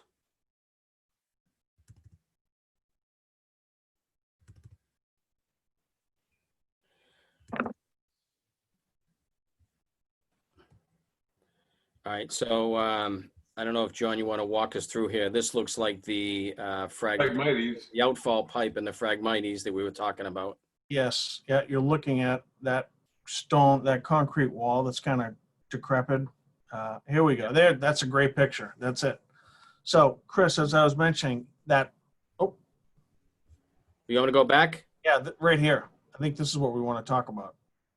I'm sorry, I don't know if there's a delay here in my end. The Phragmites or the next one? I'm sorry, the paved, not the paved one. All right, gotcha. It's fine, John. I see that there's, All right there. You guys see that? Yep. All right, so on the plan, that kind of lines up with that hockey stick. That hockey stick I was talking about is that ramp.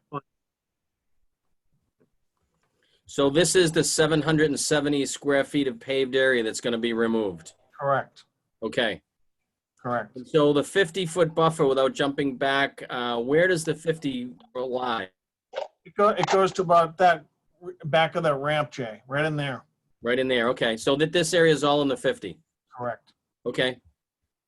All right. So, I mean, I look at that as a significant improvement, taking this asphalt out of the 50 and replacing that with, I guess it's beach. We'll hear more about that. But, Jay, so, Jay, well, you have that up, where you have that picture up, and you had the cursor over by the retaining wall.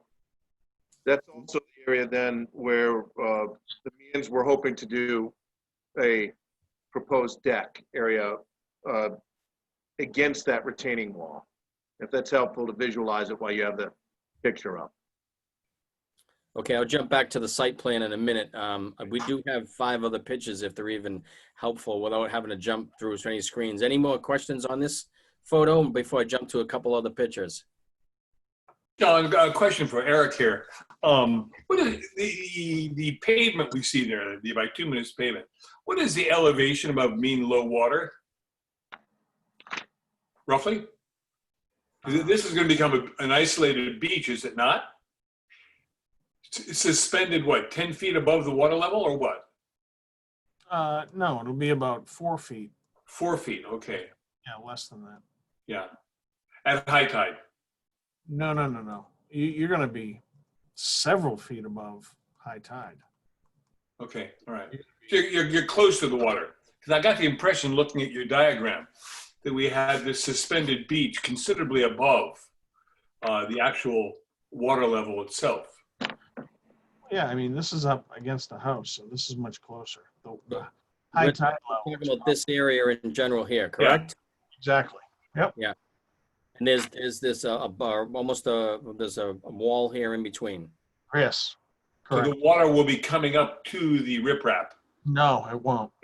No, the high water is down, all the way down to the right of your screen. All the way down. Nope, keep going towards the ocean. That's high water over there. Okay. Yeah. So you're up at elevation. I need my glasses here. Was that Well, 14? the back of the beach is elevation 19. Yeah. High water is at around 5 or so. Okay. It's a significant drop off. Yes. Yeah. That's why it's all out of the floodplain as well. Yeah.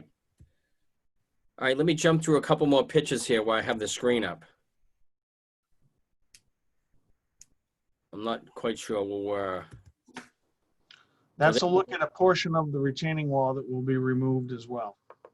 So that's all in the 50-foot buffer zone.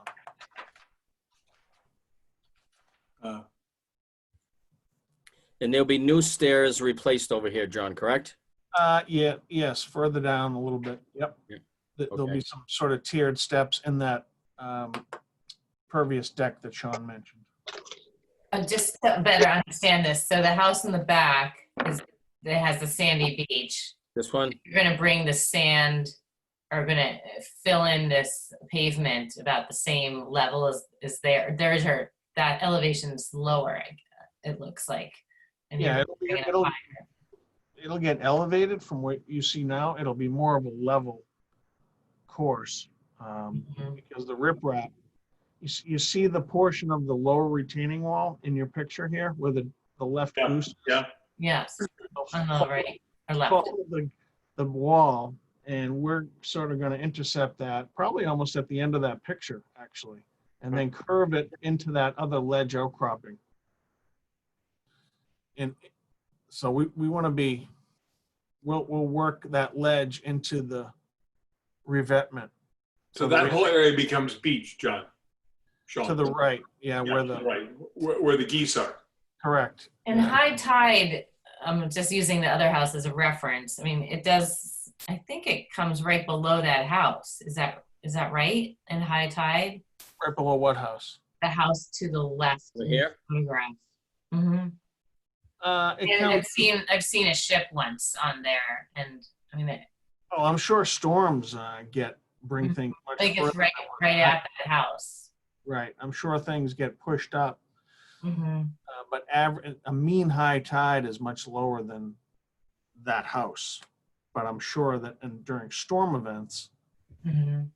you know, they see They see a lot of action. a lot of action. A lot of What's action. What is the final grade as opposed to the existing grade now of this pavement? Let's say this pavement were, I'm just throwing a number out there without jumping back. Let's say this pavement were at elevation 15. What would be the final elevation when you remove the pavement and bring in the sand? How much sand are you bringing in? Yeah, The so pavement, check this out. The pavement's actually at about 19 and the I was finish just throwing a number out there. no, it's about 22. 21, I thought. 22 on the high side, 19 on the front face. Much Yeah, 19 on the, well, the beach is actually at 19, the back of the beach. So the pavement. Okay, all right, the pavement, okay. But the wall, the wall itself Yes, the wall itself. is sitting at 19 and goes up to 23.6. Exactly. Yep. So it's going to be up where the handrails on that wooden ramp, the lowest hand, No, that's pretty high. The back the of the gas, lowest handrails. yeah, John, do you think this was sandy at one point, or they just paved this in? Like, what's your interpretation of this property before Yeah. they paved it over? I know, and I tried to look at as many historical photos as I could find, and I didn't find enough with this perspective. Mm-hmm.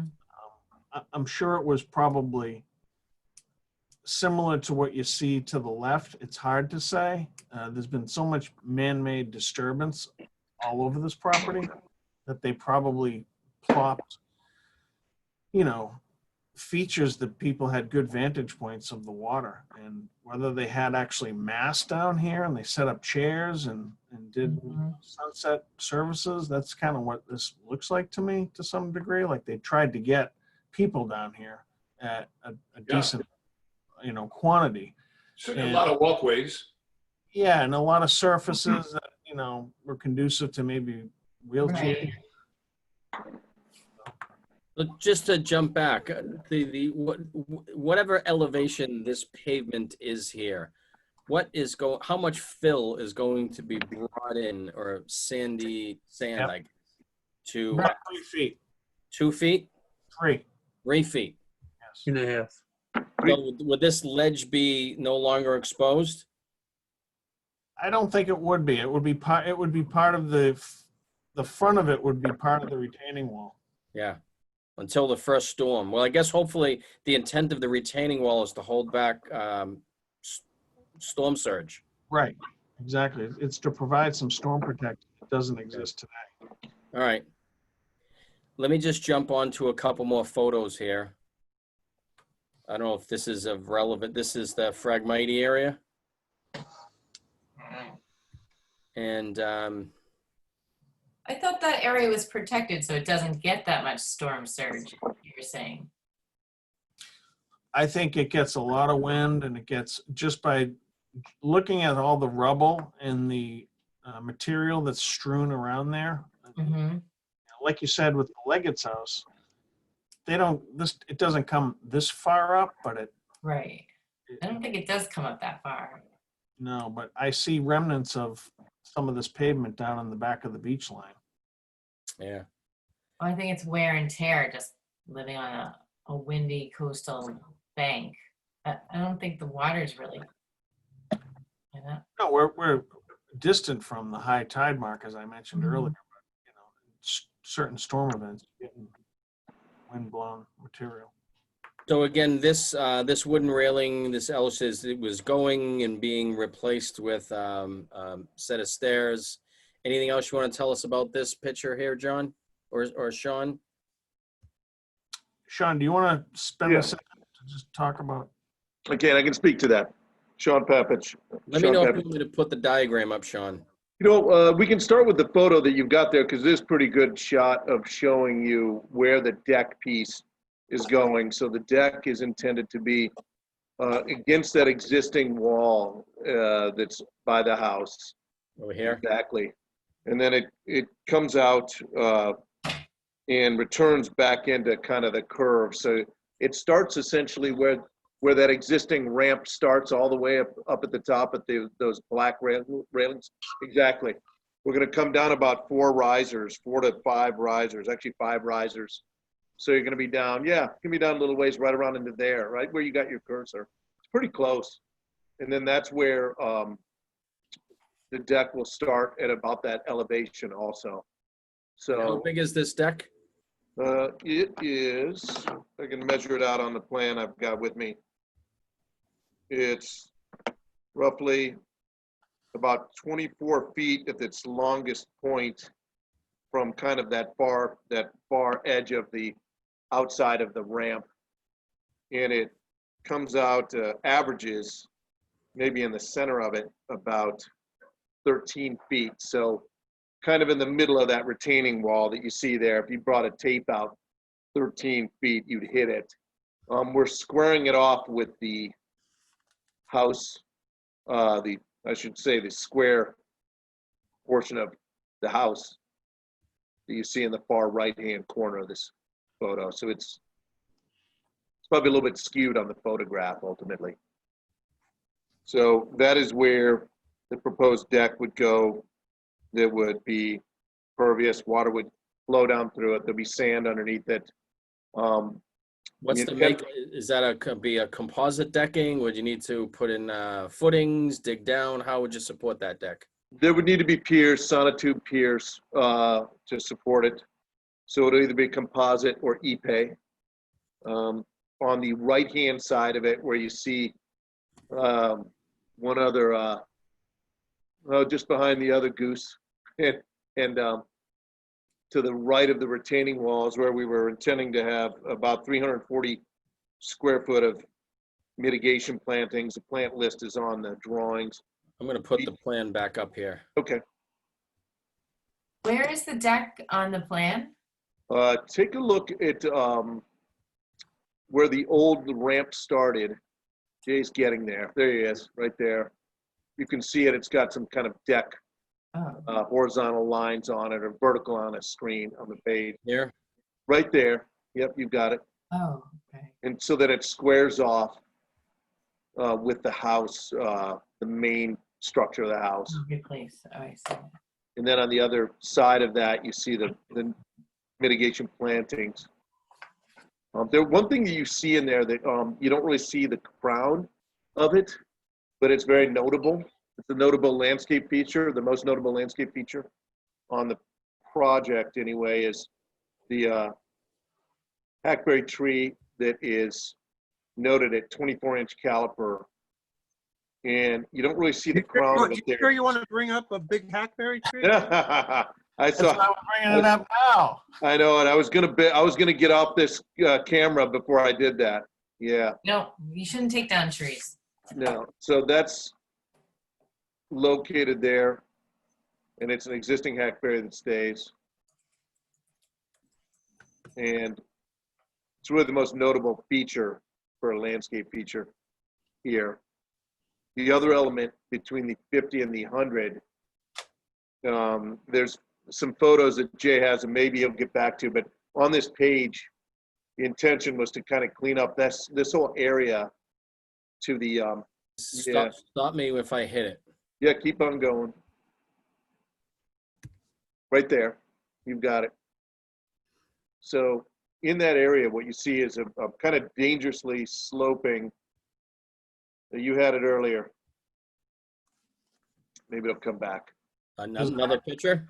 Yeah, you had it. You were good. Let me go ahead and go back.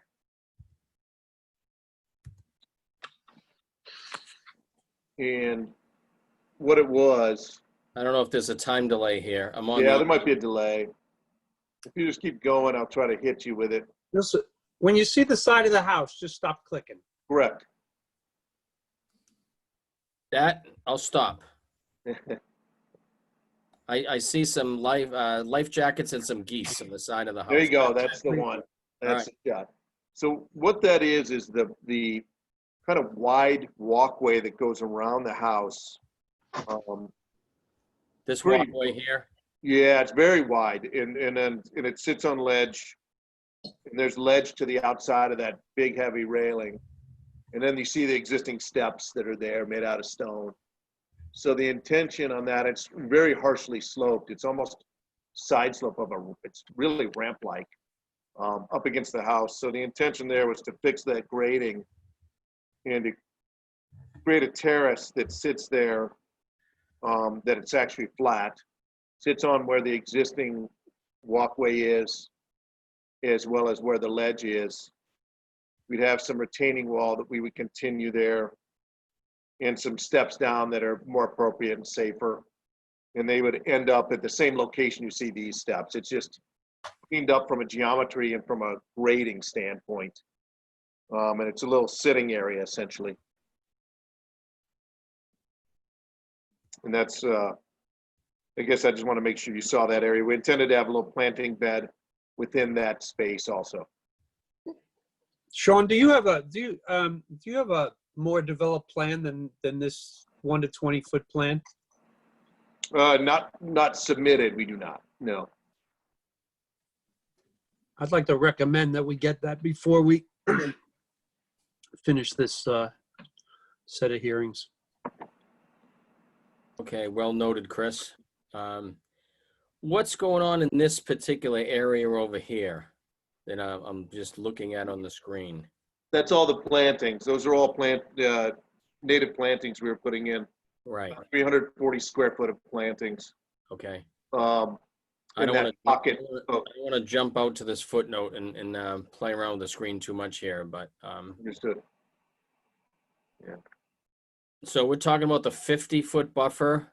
Correct. It's basically for all the 50-foot buffers coming right along this line here.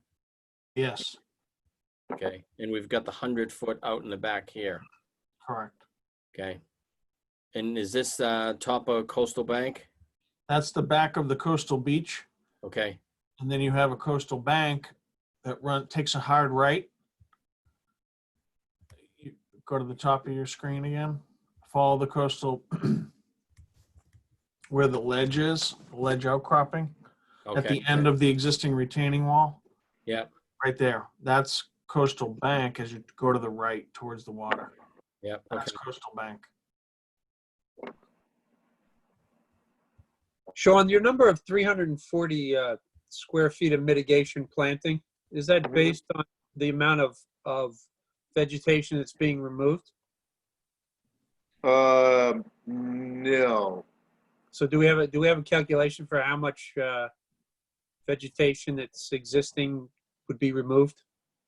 I think it's zero. There might be something kind of growing in that area, but there's really, Well, it's pretty green down there below that retaining wall and all the way in front of the big piece of ledge where the retaining wall goes. I mean, there's a lot of, it may not be, Not there. Yeah, we're not talking there. You're talking about on the beach? Yeah. Then we can take a look at the photo. I mean, there you go. I'm talking about toward the retaining wall. Yeah, but you've got the area right in front of you where the retaining wall goes pretty much to the left side of that larger boulder. Correct. Yeah. And over to the anyway, there's a bit of green that's coming out there. And then you do have what's at the outfall pipe and right up along the retaining wall. If the retaining wall were to come out, there would be there'd be a bit of disturbance there. Yeah, we didn't figure the square footage on that, Chris. So what is actually happening down in this area here on the other side of that retaining wall? And I'll jump up here. On the outside of this retaining wall, I see the silt sock is going to be placed right down along in this area here. What is happening outside of the retaining wall? So the plan would just be to, I'd like to eliminate that Phragmite patch and to work with the town to armor the outlet pipe with riprap and really just let the beach naturally come back to the toe of the new riprap retaining wall. So that is a riprap retaining wall. Is that at like a one-to-one slope, or is it just basically a drop off? It would be more like a 1-to-2 slope, or 1.5 to 1 slope. So it's not quite something like this over here. Is it be larger boulders than that? Oh yeah, it would. We'd Yeah. want to do like half-ton rock Yeah. with pink smaller stones in between. But So no, we're talking about this area here. yes. John, for that pipe, do you have to work with the Public Works Department and how have you spoken to them yet? And what's the We response? reached out to them. We haven't been able to get a site visit yet due to the Mhm. situation that we're in, quite frankly. I wanted to So have if- So, would they be responsible for doing the work, or would you be doing the work? we would do the work with their authorization.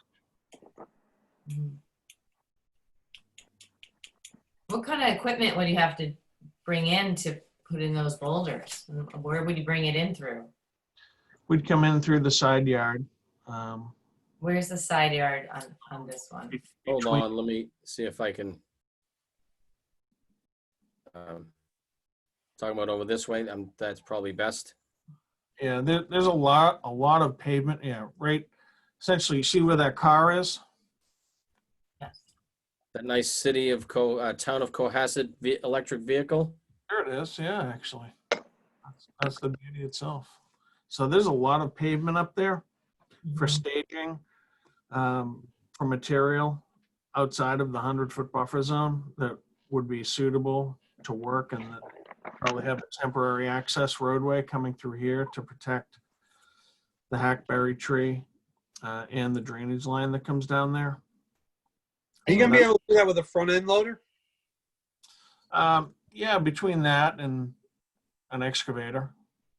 Would you have to come through the abutting property to do that? Because doesn't this We own. house have an archway? We can come across we own the adjacent property as well. Okay. John, if this project were to be approved, I would imagine that riprap wall is not going to be an overnight project. How many days do you think it would take? And what I'm getting at is, if any equipment were to be down there, certainly it's not going to be done by hand. Could that equipment easily be brought back up and placed back where that car was, or outside over each night, and not be stored down here in the bank overnight? Oh, yeah, sure. And most of this work is going to be done from the upward slope. Once Right. It's really the demolition of that wall, and then the protection of the pipe outlet, and then work on the wall, and then we're upland from there. Yeah, so the excavator would be upland, obviously, and then doing its excavation here, but the actual excavator would be upland. Right. All right, We don't- Jeff, I know I haven't brought you in here yet, so I apologize. Any comments on this? I know I've showed your pictures here, so thank you for that. So I guess really my main comment is that everything down there is already disturbed. And as you can see from the pictures, it's dilapidated, crumbling, and it's kind of unusable. So when I met with the owner maybe last fall, he was saying that, it's a nice area there, but, who wants to sit there? It's it's not very nice. So really taking out the pavement, I think it's a big plus. Allow water, which will be able to seep through that sandy beach area. I just think overall, it's, looking what it is now and what it will be, I think it'll be a huge improvement. And it'll actually be usable for the owner. So that's my main comment. Additional, I know we have, I heard your comment, Chris, and I've noted that. Additional comments from the commission? You know, Jay, I don't disagree with what Jeff says, but to support this, I would like to have a meeting next week with John, site meeting, and walk through and have him explain at a social distance exactly what's going to happen down here. I don't feel comfortable approving it based on what we've done tonight, although it's been a very good meeting and we've covered a lot of issues. I would like to see it and walk around it. Eric, I'm going to emphasize what Jay just referred to, and that is a more detailed plan that gives us even a better understanding of what's going on. I think you're right, Chris. Yeah. So, I mean, I think it would be good if we, ask Sean how long it would take for that to get developed, and then to be able to be at that point. Yeah, I think my concern is not that it needs to be replaced. It's exactly what Chris said.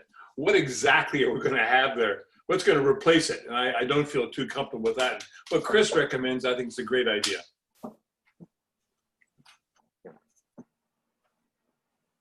Yeah, and just to expand upon that a little bit, if we're talking about revisions or additional planning, I would certainly, personally, I would want to see more on the deck itself, although it's not really too labeled out here on, jump back to the plan here. The whole decking area there, exactly, I sounded like I was doing some rough math here, 24 by 13, it would be about 312 square feet, but the makeup of that deck, and obviously this is clearly some significant amount of work within the 50-foot buffer. I don't have to tell everybody how I feel about that. However, as been stated earlier, I think that it's already a disturbed site. There is, I think, the major improvement that I see here, and I'd like to hear from John a little bit more, put my fears at ease a little bit better, is the removal of the 770 square feet of the kind of the paved area there where stormwater now hits that and just kind of runs off to the beach. That 770 square feet will be removed and replaced, albeit with sand, but would allow water to infiltrate through the sand, etc. So, John, can you just, for the record here, describe the benefits of this project with having us potentially approve this deck in the 50 versus the patio removal of the 770 square feet? Sure. You touched on it a little bit, but pavement itself too is, unlike other impervious surfaces where this is almost a commercial / industrial use out here, that's kind of what it was used for. It was almost a commercial facility. It was a retreat center for multi, call it families, people. This is now a single family residence of sorts. That's really what it's being used as. Strictly from a stormwater standpoint, removing bituminous concrete pavement and replacing it with pervious, essentially a sandy surface with a permeable deck with really just minimal amounts of, we can even go with precast concrete footings for this deck. So it will just be intermittent. You'd be at maybe 20 square feet or so, how many footings you'd need to support that deck versus the nearly 800 feet of impervious pavement. The other thing is, most likely there's going to be more vegetation down here, at least adjacent to the deck. Sean will go back to the drawing board and see where other areas of plantings can be supplemented out here. But I agree wholeheartedly that I'd like to get you guys out here and have a discussion about, because really seeing it live, I think will make emphasize the point even as well as those photographs too. So I'm happy to try and Go ahead. Sorry, John. That's okay. I didn't mean to interrupt you, but Sean, if you had an idea of when you could get a plan together, we could schedule a site visit shortly thereafter. Well, the plan, I said that submitted, it was only your plan, John, but in order for us to give you our plan that you pulled into yours, we had to do one. So we do have one at 10 scale that's really close. So it's pretty much ready as is. So I could either send it over tomorrow or Monday. Well, Sean, I think it's important. Sorry, am I on? Yes. You are. I think it's important that we start to see some of the detail out here. I know, for instance, that the elevation directly adjacent to the house, the circular portion of the house, it is up a couple feet from the ramp that goes down to the labyrinth. So, you know, that whole corner there where you've kind of pulled the deck back, there's you know, there's kind of a lot of question as to what's going on there. There's a handrail there, doesn't meet code. It's probably going to have to get removed. You know, I just want to make sure that we understand the implications here. I mean, I understand 700 square feet of asphalt. You know,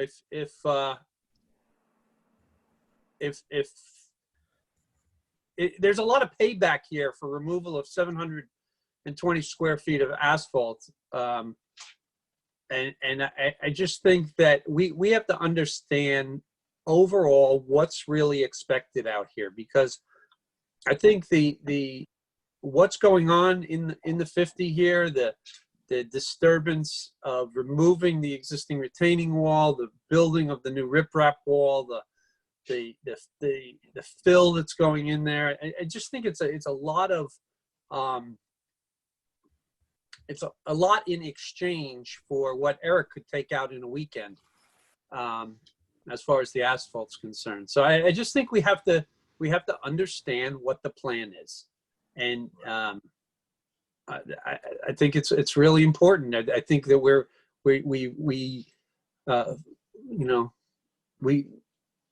if we don't have a real plan, it's hard to justify kind of the acceptance of what's going on here. Understood, but I think you have a real plan. First off, in front of you, it's obviously at a smaller scale. So we've got one at a 10 scale, 1 inch equals 10 feet, which might make it easier to see. Yeah, there's detailing on this deck. There's detailing on rails. You've got a paved surface up top, which says there's an arrow that points to a whiteout that says exposed ledge. But I think that whole thing is considered, I think it's a patio in your future design, but it's vague. It's vague Okay. to a point that I'm not going to take a chance of where the vagueness is going to lead to in the future if I'm going to trade all of this work in the 50 for 720 square feet of asphalt removal. Okay. Yeah, no, I think we got that. And I very much appreciate those comments, Chris. So I think what we're hearing is that we would like to see a more revised plan with all of the comments that have been previously made, which I won't go through, the decking, additional plantings or areas of additional plantings, etc. Basically more detail to some of the issues that have previously been brought up. And Sean, it sounded like you had a little bit of a head start on that. I'm happy to try and schedule a site visit, be it next week or the week after. But I think, I don't know, others feel it might be best to have that plan in front of us prior to doing a site visit.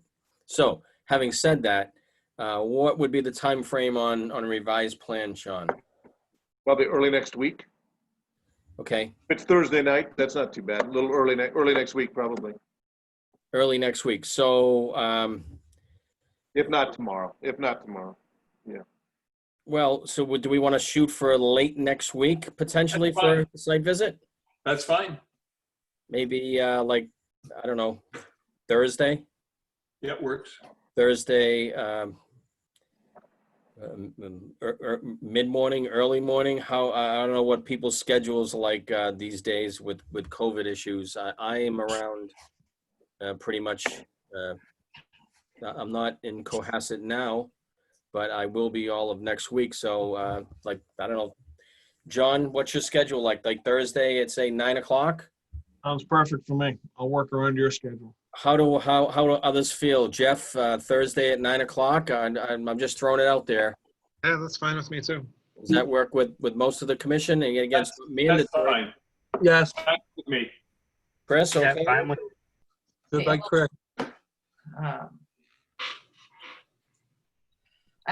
I may not be able to do that. I just got to verify if that's the last day of school or is it on the 9th. Okay. I go to private school. We have to go to a private school. Okay. So in the event that if any commissioners can't make it, they should still have a revised plan in front of them by then anyway, and can go out there on your own. But we will schedule a site visit. We will continue this hearing for 2 weeks from, Jeff, when is our next meeting in June? The 11th, June 11th. June 11th. Okay, so why don't we continue this meeting, this hearing until June 11th with a, I guess, a condition that we have a scheduled site visit on Thursday at 9 a.m. And we'll look forward to the revised plan. And Jeff, whenever you get that in, just circulate that out to us or put it up on the OneDrive. Let us know that that's available. Will do. Any additional comments? Okay. All right. Thanks, everyone. We'll see you next Thursday. Thank you very much. Appreciate Thank you. Hey, John. See you, Sean. Thank you now. Thank you. Appreciate it. All right. Let me jump around here. And what do we have next on the agenda? Thought this was going to be a late night. RDA for 30 Whitehead Road. Bear with me while I pull up the public notice.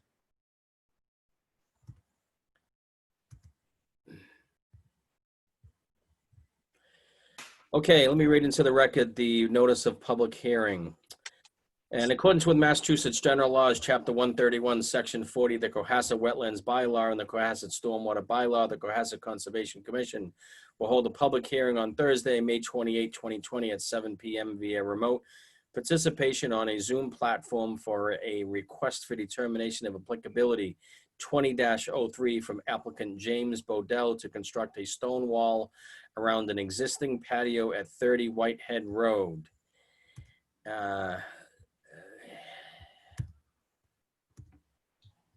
Jumping around and getting back to some live faces here. Hello, everybody. Hello. I see, Jeff, you brought up James. James, can you hear us?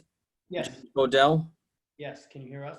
I can hear you. Yeah, if you, I could hear you faintly there. I don't know if you could get a little closer to the. How's that? That's a little better. Thank you. So if you've been sitting in here watching, I'm happy to share my screen and pull up a diagram of the location if you're okay with that. Sure. Okay.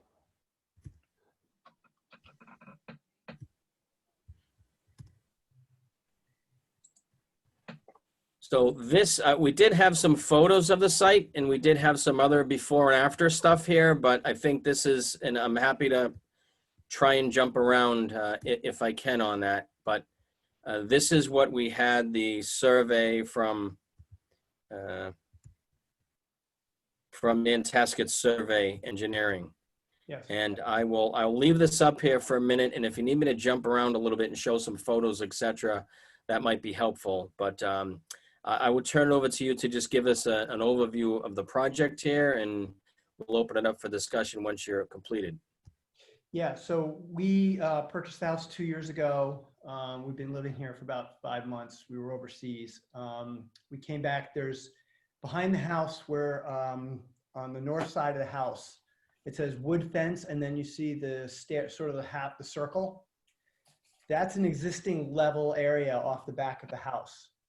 And as you can see, it drops down pretty quickly from there and down into Treats Pond.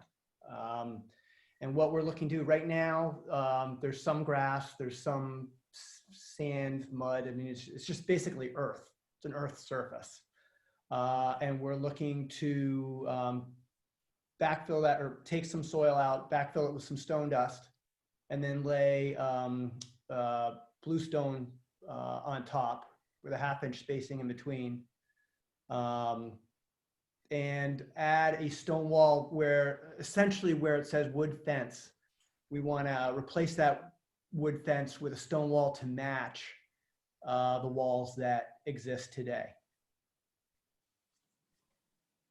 And that's about it. Oh, as you can see, we do reside in the 100-foot buffer runs through the garage, and you can see the 50-foot.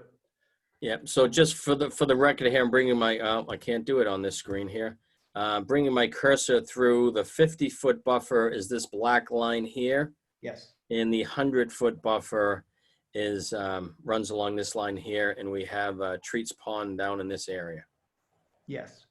So would this area right in here be the stone patio? That, and also between the two stairs in the half circle, Okay, which is also currently overgrown grass. yep. The stairs are stone, the walkway is grass, and then and there's pictures of it that I sent. And Yep, also- I'm gonna share my screen here again and get a little dangerous, and I'm gonna try and pull up those pictures. So bear with me.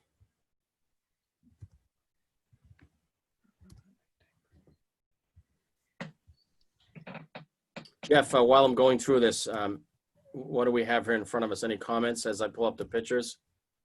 So I think once you see these two pictures, you'll get a good idea of what they're dealing with and why they want to put down this patio. So I see it. You tell me when you see it. Yes. Yep. Okay, so this is the wood fence we're talking about here, clearly. So you can see the stone wall to the right. Yep.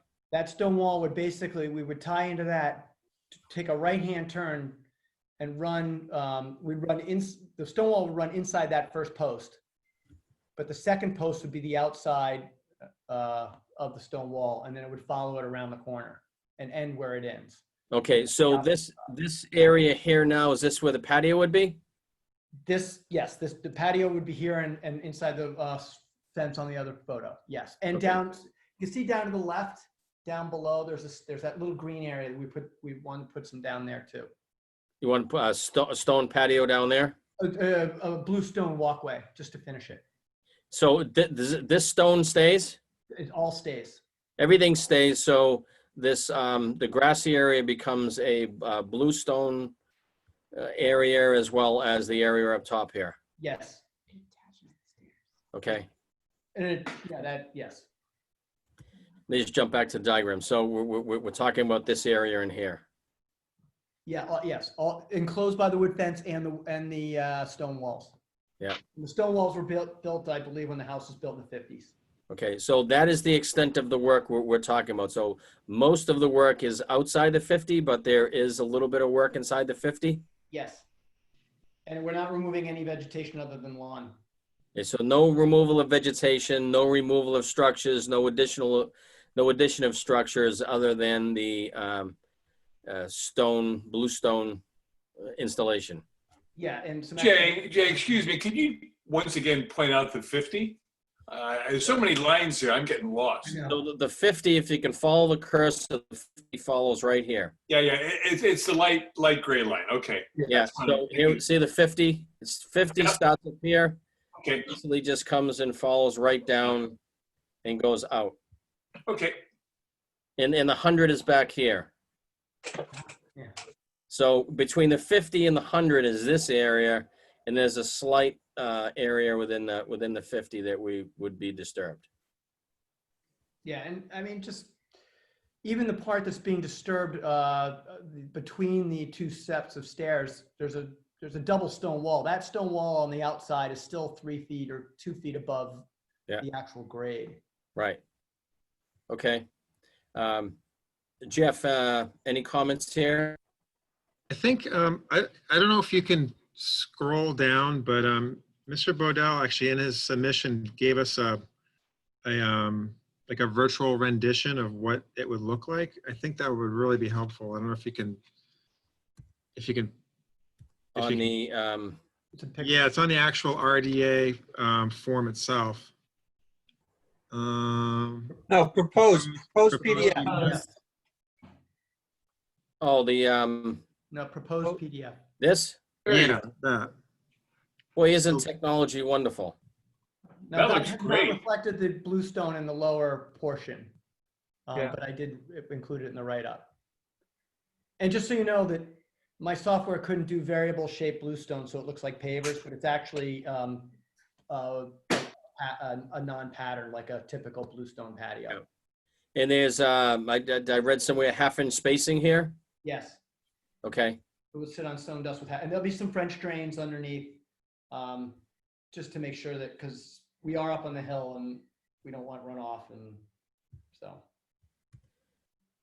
But very little of what we're looking at is in the 50. Yes. Where will the drains run out to? Hopefully they won't run anywhere, but they would have to come out and down the hill, down underneath. There's evergreen. We probably put it out there because I mean, I can't run the pipe to trees, and so we would just run it under the wall and down and let it go down the hill. So, The French drain that borders the wall. There'll be a French drain under the wall, but I'm also going to put a French drain just basically down the whole spine of the whole thing, just to increase absorption. So there'll be like a 4-inch pipe and some gravel running a foot down, and then about 8 inches. 8 inches will be the start of the stone dust, and then the top of the bluestone will be at current grade. Do you expect to prune all those in this photograph that we're looking at to the right? I think maybe it's. I do expect to prune some of it. Because there's a lot of pruning going on right now. Yeah, there's some dead stuff that we just cut back. That's certainly not a native plant, Marianne. No, I don't it's know what not. it is. No, it's overgrown, but it's. I think it's in the 50 or outside the 50. I can't it's tell. pretty much right on the line. Okay, but it expands really. It's a big plant. Yeah. It's It's a huge. big bush. Really big. It covers almost the entire hill. But So I do don't you want plan to to touch it. keep that? Well, the house, it'll all fall in. Yeah, I don't want to disturb it because it probably holds up that bank. Yeah. My suspicion is that Yeah. bank is Right. filled. That's clear. Lose your house. Yes. Yeah. I mean, we Okay. have some ledge in our basement, so there is some ledge around. And on the south side of that wall is a big piece of ledge. You could see it. It's pictured to the west of the house is a Yeah. huge ledge cliff. This right over here? Yes. And I don't know. My suspicion is that there's a good chance that whole area is all fill. Yeah. The proposed terrace area is all fill. So I don't suspect we'll hit anything surprising once we, And then so off to the distance, you have an IVW here, and we have a 25-foot setback over here, which is Yes. really, we have a 25-foot setback on an IVW. We're not as restrictive on an IVW as we are a bordering vegetated wetland, and certainly not as restrictive as we would be for Treats Pond. Yes. So taking into consideration that as well. Okay, any further comments here from the commission? No, it's already disturbed and it could use some improvements. Yes. I have no problems with it. Okay. Any further comment? Jeff, I don't see any comments from the audience on this one. Yeah, I was just looking to, yeah, there's none. Okay. So this was submitted as an RDA with no comments. Should this be a -2? Yes. Any additional comments before I will make a motion to issue a -2 determination for approval of the RDA at 30 Whitehead Road. I second it. Having heard a motion and a second by Marianne, we'll do this by roll call vote. Jay Pimpare, aye. Trish? Trish Grady, aye. Marianne? Marianne Weatherald, aye. Eric? Eric Eisenhower, aye. Chris? Chris McFarland, aye. James. James Roseback, aye. Great. That vote passes 1, 2, 3, 4. Count the Brady Bunch squares here. 6-0. Great. Yay. Congratulations. Good Need a luck. variance? Variance? Well, we don't need a variance because it was submitted as an RDA. Okay. Typically, you know, it wasn't an NOI, it was an RDA. Okay. All right. Happy time. Moving right along here. Whiz kids. Let me limit my my screen here as we move along. So Blackboard. next item of business is originally scheduled for 8:35 is actually Lot 1, Black Horse Lane, and Lot 2. Let's take about a 3-minute break here. I think we have 2 more items of business. I know, thank you for Morse Engineering for hanging around. I just want to take about a 3-minute, a stretch the leg break here, and we'll be right back, okay? Thank you.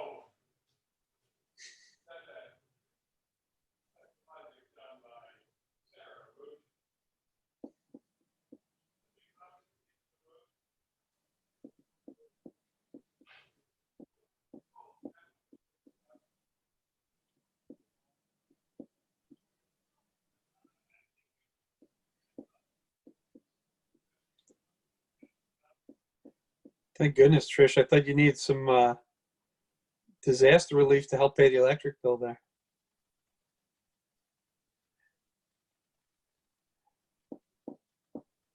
I was muted. I'm talking. No, it got dark and I'm like, oh, I better turn some lights on. It's dark there. I don't mind not seeing like the pictures on Zoom though. Oh, yeah.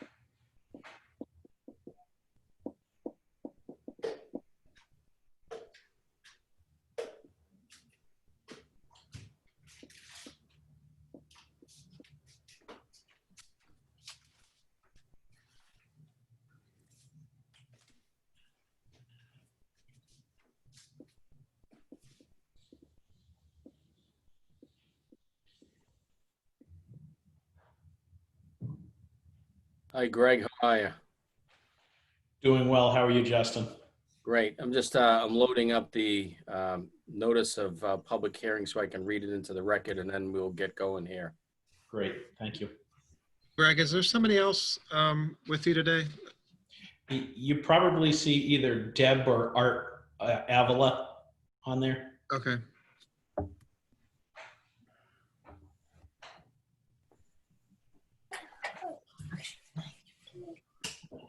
Good night. I love you. Okay, I have to go back. So Deb is with us now too, in case she wants to speak. Sure. You're gonna do it. Share the screen.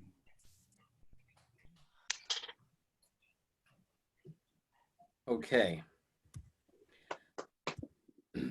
All right, so our next item of business is a stormwater permit for Lot 1. It's actually Lot 1, Black Horse Lane, and Lot 2, Black Horse Lane.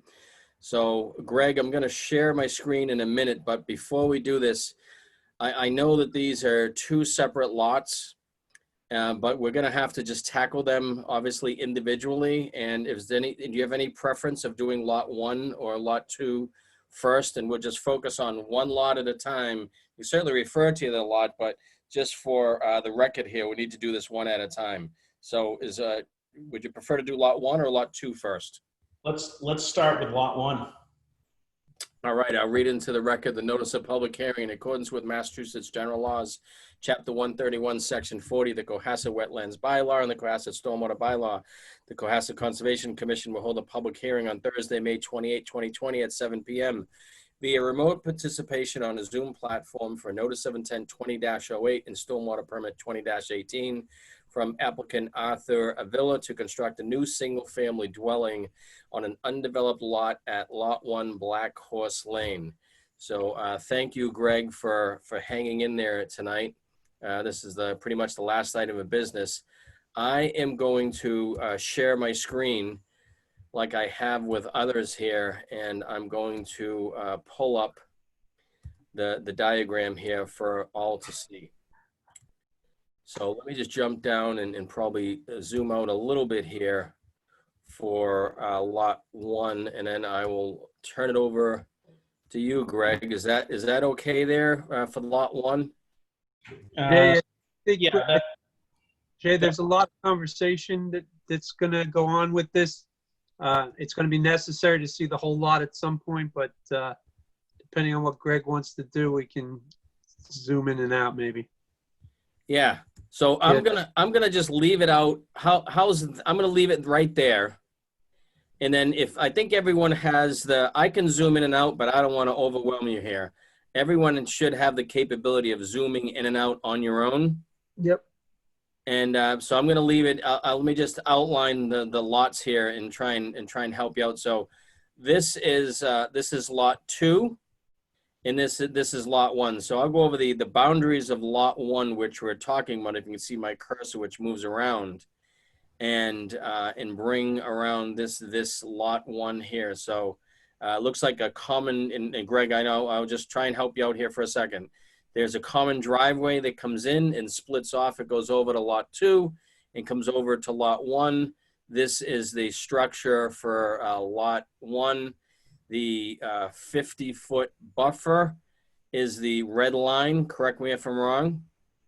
And the red line pretty much goes along the top there. So this is the 50-foot buffer. This is Supper Island over here. If you may remember, this project was in front of us, probably 2, if not 3 years ago now, for an RDA to do some removal of vegetation down in this area. So I think everyone is familiar with the site, and I do have photos of the site too, Greg. So I'm going to turn it over to you and let me know when you want me to move the cursor a little bit or jump to the actual photos, and I'll bring up the photos of the site as well. Great, thank you. So starting off, do you need to read you read the notice? Yep, so we're on Lot 1, yep. So this is a stormwater permit and a notice of intent associated with a new home to be constructed on Lot 1. Lot 1 is 66,162 square feet. And although it's never had a structure on it, the land has predominantly been cleared. And in the past, it's the lawn that was associated with house number 70, Black Horse Lane, which if you're looking at the screen, is the existing house that's off on the left-hand side. Black Horse Lane itself is the road, which is at the bottom left corner of the screen. And as Justin pointed out, we're proposing here to come in with a common driveway and then split off to access lot 1 on the right here and lot 2 on the left. The wetland resource area is kind of at the top right of the screen. And that's predominantly, there's a salt marsh. The salt marsh line is highlighted in blue. We also have land subject to coastal storm flowage, which is a FEMA zone AE at elevation 10. We have a coastal bank along a very small portion of the property on the lot line between lot 1 and 2. There's about 10 feet of a coastal bank at that location. And then associated with the Gulf River, which is off the page to the top, we have a 200-foot riverfront area, which extends onto lot 2. It's the magenta line that kind of arcs through the north arrow, if you were pointing your cursor at it, that magenta line. So, yeah, there's the Gulf River. So the proposal is to site a new house. The new house is totally outside of the 50-foot buffer zone. We are not proposing any work inside of the 50-foot buffer.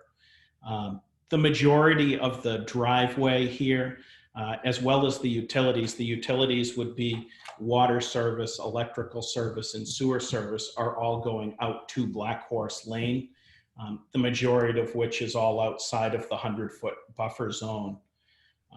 The topography on the site is relatively flat. The finished grades on lot 1 are all generally within a foot to maybe 2 feet of where the existing grade is out there today. For stormwater purposes, yeah, if you zoom in a little closer to the house, for stormwater purposes, we've cited roof dry wells in the front of the house that would be connected to the gutter system. And then between the driveways where they're separated there, we've cited a grass depression and a water quality swale to handle runoff coming off of the driveways. Right in there? Yes, correct. Along the 50-foot buffer zone, we have cited an erosion control barrier. The 50-foot buffer in this case, you referenced earlier that there was an RDA a couple of years ago. That 50-foot buffer zone, that's an area that's essentially a mowed field or a meadow area that there was an RDA that was filed to allow mowing, I think seasonally or once or twice a year. So it's not a heavily vegetated with trees. You see all the existing trees that we've highlighted on the lot. On lot 1 here, we're proposing to cut 3 trees. The trees are, one of them's located at the front of the garage. Right there. There's another one in the driveway turnaround area, and another one a little further up the driveway. So 1, 2, and 3. 1, 2, and 3. Yeah. Correct. The proposal is we'd be planting in those places a total of 8 coniferous trees and 2 deciduous trees. We've included a general layout of where those would be on the lot. So it would be 3 getting cut in a total of 10 being replaced. So those, Greg, just those replacement trees would be like 1, 2, 3, 4, 5, 6, 7, 8 you referred to, and then the 2 other trees here. Correct. Okay. Correct. There's questions. So the silt sock would pretty much be along the 50-foot buffer zone? That is correct. It's right. So all this area that we see here, this is all existing and will remain. There's no disturbance at all outside of the, or within the 50 or outside of the silt sock. Correct. Okay. Okay. DEP had no comments on this. They issued a DEP file number. I guess I'd turn it over to you at this point. All right, Jeff, give you comments out here. Do you want me to go to the photos? Yeah, if you want. I mean, so most of this, as Greg mentioned, is all essentially lawn or some form of grass. Where the driveways begin probably up to where the houses or the proposed houses are is lawn. And then the grass is kind of getting a little thicker as you go down towards the wetland. You can see, if you can find the photos, you can see the three or the I think it's 5 trees in total that are going to come out. Well, I'm on the pictures now, but there are 18 of them, so bear Yeah, with. I know, and there's a lot of them like that that don't really tell you a whole lot. All right, so I'm on picture 3. What are we looking at here? That's looking. And feel free to South. jump in, Greg. That's looking south. So if you, that tree that's right along that wall, I think is the one that needs to come out. That one, yeah. Okay. I think that's shown on the site, on the south side of the site plan as the 18.5-inch tree to come out. Okay. And then there's another one in the photo a little bit to the right that's not in the picture. That's the 12-inch tree to come out. That's looking at the pool area. So that tree in the middle would come out. Lot 2. That's lot 2. Yeah, lot 2. Okay. I'll just tell you now while we're looking at it. That tree in the middle will come out. The tree that's to the right of it, which I don't know what kind that is, but it's One looks like it's dead. yeah, that's It's going to not- come out. Hasn't leafed out yet. I think that's the 30-inch tree shown inside the middle of house on lot 2. Okay. That's good looking back, so I'll This is looking at lot 1 towards, if you can go back, Jay. The photo with the field was lot 1 looking towards the driveway entrance. Yeah, so okay. the tree all the way over on the right, I'm sorry, on the left is the one that would come out. Okay. And then the driveway would essentially come across that field.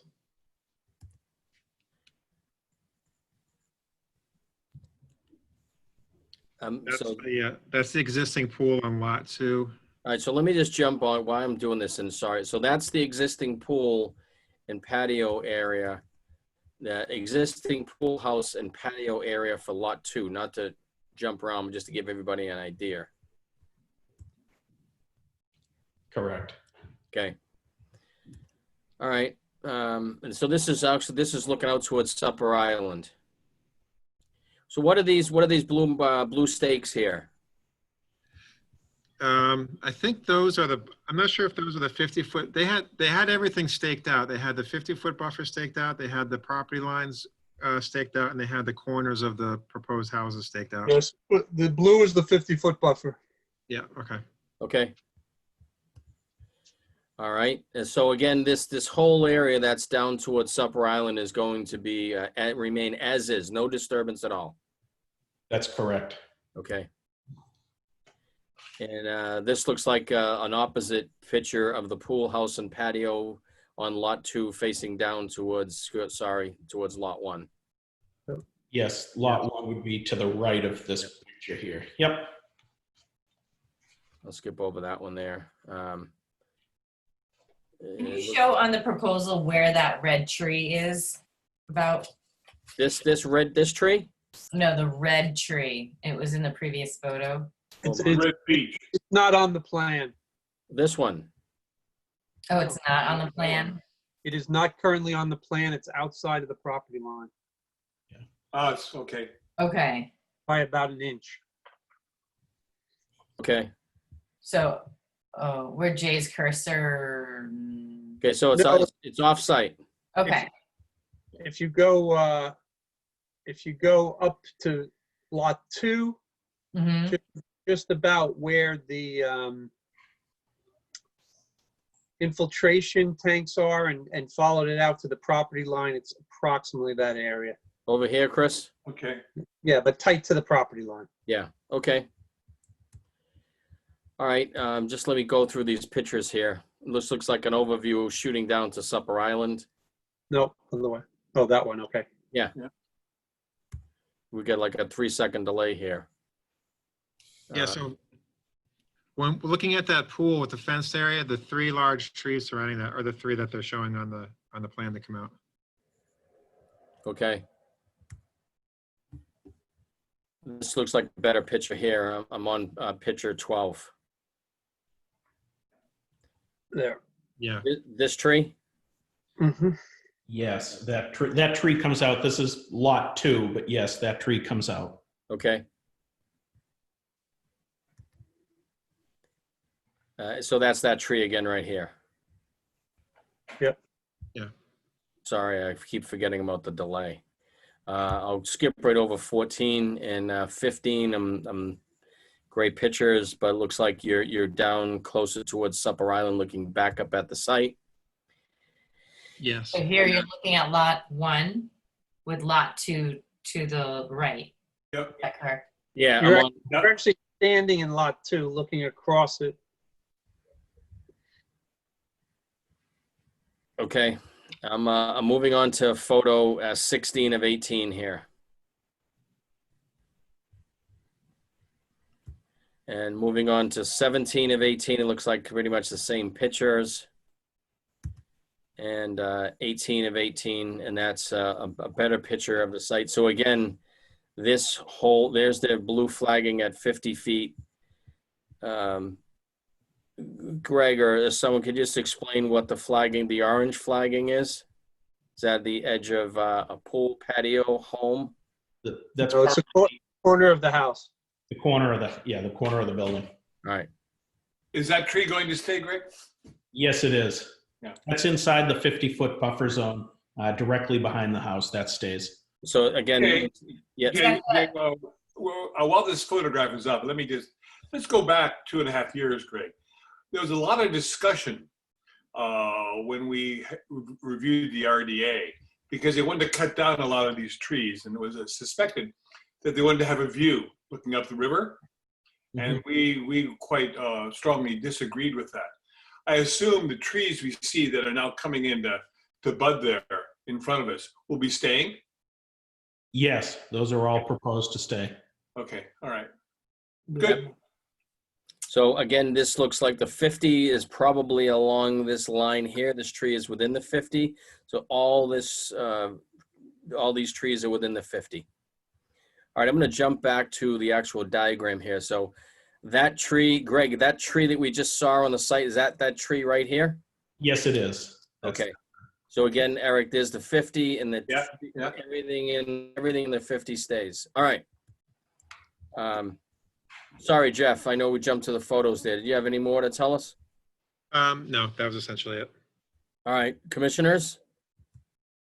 Can I verify the driveway? So the driveway comes in, does it come in from the blue house? Or does it wraps around going to the house behind it, and that's where it tags into? So when you go down Black Horse Lane, you get to a set of stone pillars, and right as you go through the stone pillars, the driveway kind of forks. And if you went to the left, that's the driveway for the existing house at number 70. Okay. But if you go right at the fork, you would be on the right-of-way that continues on as Black Horse Lane. And so you'd continue down that, and that's where this driveway will access from. Could you describe the concept of the right-of-way at that location and where it ends? The right-of-way actually continues on beyond this property. There's another house to the south of this property. And I believe, although I haven't driven through, that ultimately you can get all the way through to South Main Street if you continue on. I believe. Well, there's no continuation of road material. It ends in a circular driveway at the house beyond this. But yeah. but what exactly? It's not a public road at that point, is it? No, it's all private at that point. So at what point does it turn private? I know that all of the right-of-way that services number 70 Black Horse and services these two lots is private. So at least from the stone pillars back, it's private. I don't know about before the stone pillars. Okay. Greg, any other permitting that needs to be done with the site outside of Concom? No, just application for a building permit at this point. We've reached out to sewer and water and have letters of commitment from them for both of those services. The lots are compliant. There's no zoning requirements that require anything with them. So the building permit is the next step here. So can you just describe the stormwater aspect of this with capturing runoff from the house? Sure. The runoff from the house itself has gutters, and so the gutters are directed into the subsurface dry well systems. In this case here, we have 8 leaching chambers surrounded by crushed stone at the front of the house. Right here in front of the house? Correct. Yeah. So it's a concrete driveway? Yes. Asphalt. Bituminous concrete asphalt driveway. Both driveways are pitched so that the water runs into a depression that gets graded in between those driveways. That's the swale. Yeah. That's the swale. The swale would have check dams in it. The purpose of that is to slow down the rate of flow of any water in that swale and to promote infiltration in that swale. It would be a vegetated grass swale, so you would get infiltration out of it. And what is the makeup, the proposed porch here? Is that an elevated porch or ground level? What? Tell us more about this proposed porch and deck area in the back here. Sure. So the porch in the back is an elevated porch that's up. The first floor elevation here is at elevation 21.5. And for reference, the contour at the back of the building is at elevation 13 to 14. So it is elevated up into the air 6 to 7 feet above grade. How do you know the square footage of that deck? I can give it to you. Roughly. Yeah. About 24 by 12 or 14. Lengthwise, it's 28 feet, and it comes off the back of the house 12 feet. And is that going to be composite, or what is the material for that decking? I don't have an answer on that. It is a porch though, so it would have a roof covering over it. Okay, so it has a roof. It has a roof. Gotcha. Okay, it's not a deck. No, there is a deck on the side of the building just under your cursor. You'll see that there's a deck, but okay. So this porch will have a roof on it. Yes, that does. The deck next to it does not. Yeah. It will be the applicant is sending me a message. It will be a composite deck that's installed. Okay. And the proposed pool here, the patio, what is going to be the makeup of the patio? Is that concrete, stone pavers, etc., or what? Can you just describe that for us, please? It's likely to be a paver. We haven't selected the specific paver, but it will be a paver style layout or with an aggregate base. Is that the actual shape of the finished pool? The dimensions may slightly change, but it is designed as a kidney-shaped pool. So it's extremely close to what the finished product would be. And what's the grade on this, Greg? As I come across there, the darker line here, obviously you're for safety reasons, I think it's law, you need to have a fence around there. So yes, the pool will be fenced in, but it doesn't look like there's much of a drop off. But is there going to be like a retaining wall there, or what's describe how that when you have this like little drop off here? Yeah. So the deck around the pool there, or the patio area, is proposed at elevation 16.5. We have a spot grade right next to the pool there, 16.5. Okay. That dark line that you were pointing out, Justin, it's dark because it represents two lines actually. It represents a small retaining wall. Yeah. The top of the wall would be at 16.5, or 17 right at the patio elevation. And that makes up the grade next to it. The existing grade next to it varies from 14 to 16. So we're talking about a wall that's about 2 feet in height. On top of that wall is the other line. The other line represents the fence. So there'd be a fence along the side of that would tie into that deck. So that wall, so the contour 16, so really the elevation here would only be about roughly 6 inches. However, going down, the wall would be following the 14-foot contour. At 16 and a half, the wall would be about 2.5 feet and potentially probably down to 3.5 feet, maybe 3 feet here. So we'll go from 3 feet up to or down to like 6 inches roughly. Correct. Correct. Okay.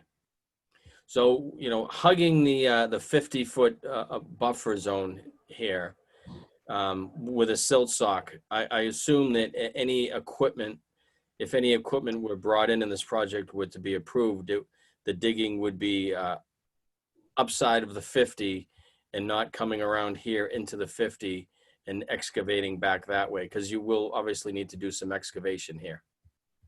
Yes. Yeah, all the work would be on the project side of the 50-foot buffer once it's staked.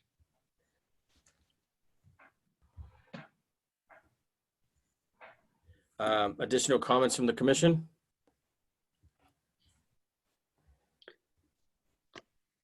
Jay, I have a number of comments, but what I'd like to do is I'd like to hold them and talk about the overall.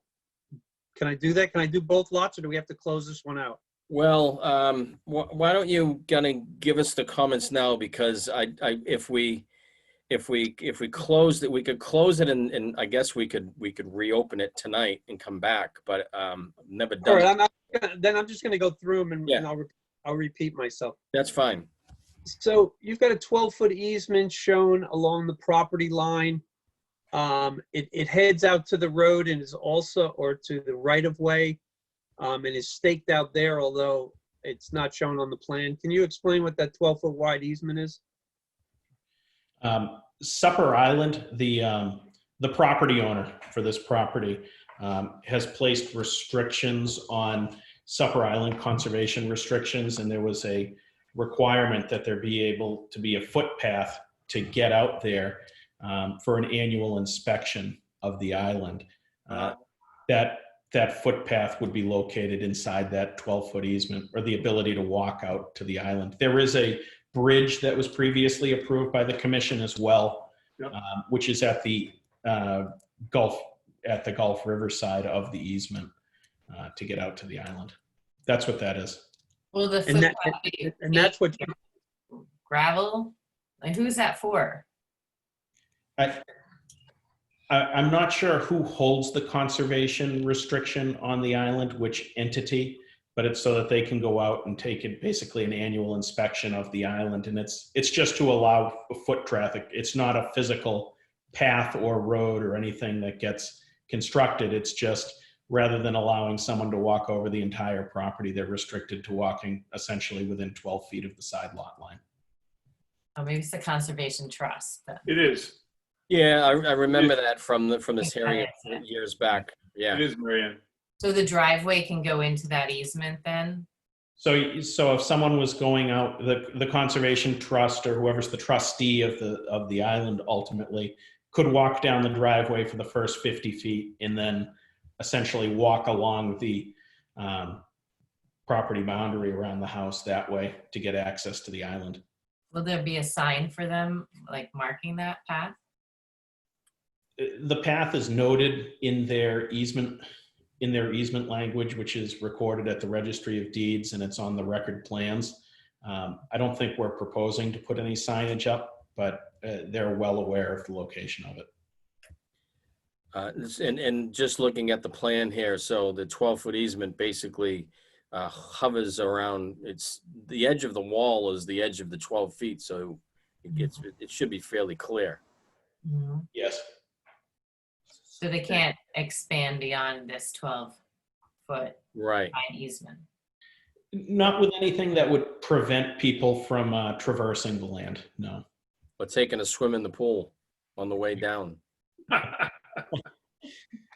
Chris, more comments? I got lots tonight. Oh, well, hey, I've got nothing to do. Good to hear.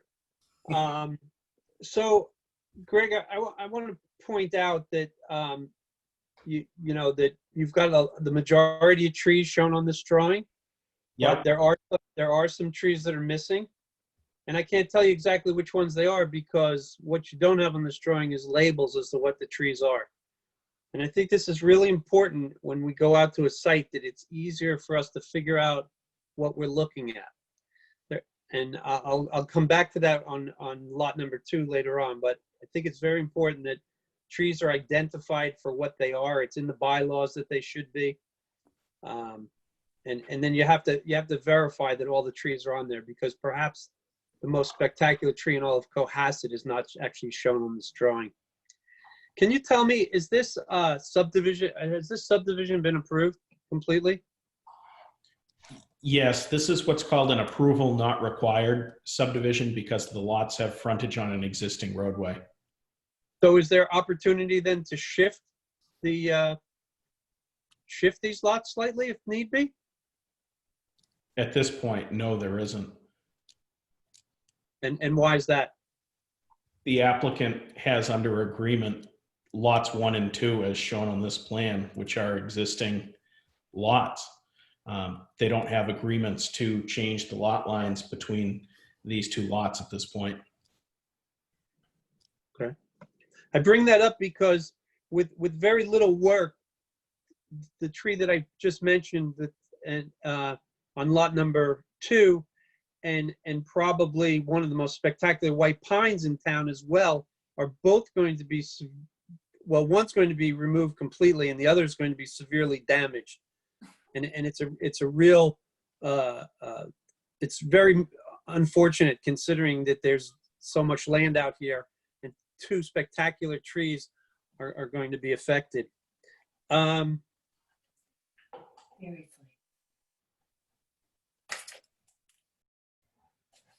you, oh no, that's, sorry, that's lot 2. I'll come back to that. Excuse me, Chris, are you speaking about the big green tree next to the red tree that I've been trying to? Yeah, it's a metasequoia. It's an amazing tree. We'll come back to it on lot number 2. Mm-hmm. I'm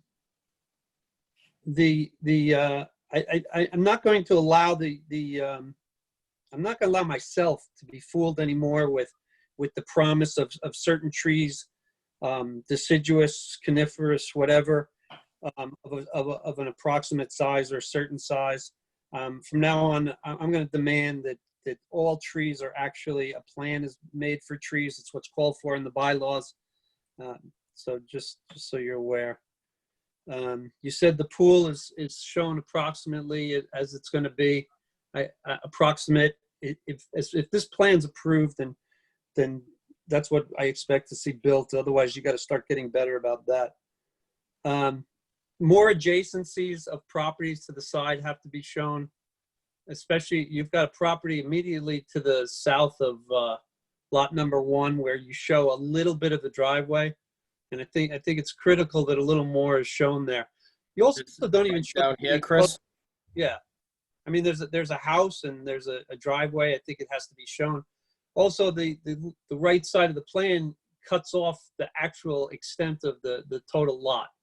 And although I understand that whole area is not being disturbed, I think it's important again that the lot is shown in total, that the vegetation is clearly shown and labeled so that it can be easily identified. Just while you got the plan right where it is, immediately to the right of the pool are four labeled as 4 4-inch trees, which by the way are not required by the bylaws as to what plants are shown. However, there aren't 4 there. There's actually 3. There's 3 pines and there's not a 4th tree unless you're just picking some random thing. So it's almost impossible to say that those trees represent something, unless the 3 that are closer to the property line are the pines, but they're not shown as coniferous trees. They're shown as deciduous trees. So, and then just as a final note while we're on this one, you say there's a small piece of coastal bank. Yes. Would you define coastal bank for us, please? Sure. So a coastal bank is an elevated landform that provides storm damage prevention. And it's a bank that can also provide a sediment source for down gradient wetland resource areas. The DEP has a policy on how coastal banks are delineated. In this case here, well, in all cases, coastal banks are delineated essentially by the topography that's found on a lot. DEP has 7 different figures that go along with their policy, and you have to look at the slope that comes up from the land subject to coastal storm flowage. And in this case here, we have slopes that are less than a 4-to-1 embankment, and so there's no coastal bank in that type of scenario. But where you have a case on lot 2 and a small portion of this lot, you have a slope that exceeds a 4-to-1 ratio. And so the top of that 4-to-1 ratio, where the slope ceases to be at that level, that defines your top of coastal bank. The top of coastal banks on this plan, as well as the wetland resource areas, are the same ones that were approved under the previous order, which are still valid by the commission. So I trust that they are accurate. You have made that determination. The reason I asked for clarification is really a point to be brought up with the commission, and that is that our bylaws don't clearly define coastal bank, other than saying that beyond the 100-year flood, it's the area it's the next rise at a slope greater than 1 to 100. But as you've just clarified, if there's I guess that has to happen within a certain distance, or else it's not considered a coastal bank. Is that correct? Correct. All right. Next. All right, those are my comments for Okay. lot 1. Well noted. Thank you. And we can certainly come back to those when we jump to lot 2. Any additional comment from the commission? So, all right, I made note of some comments here.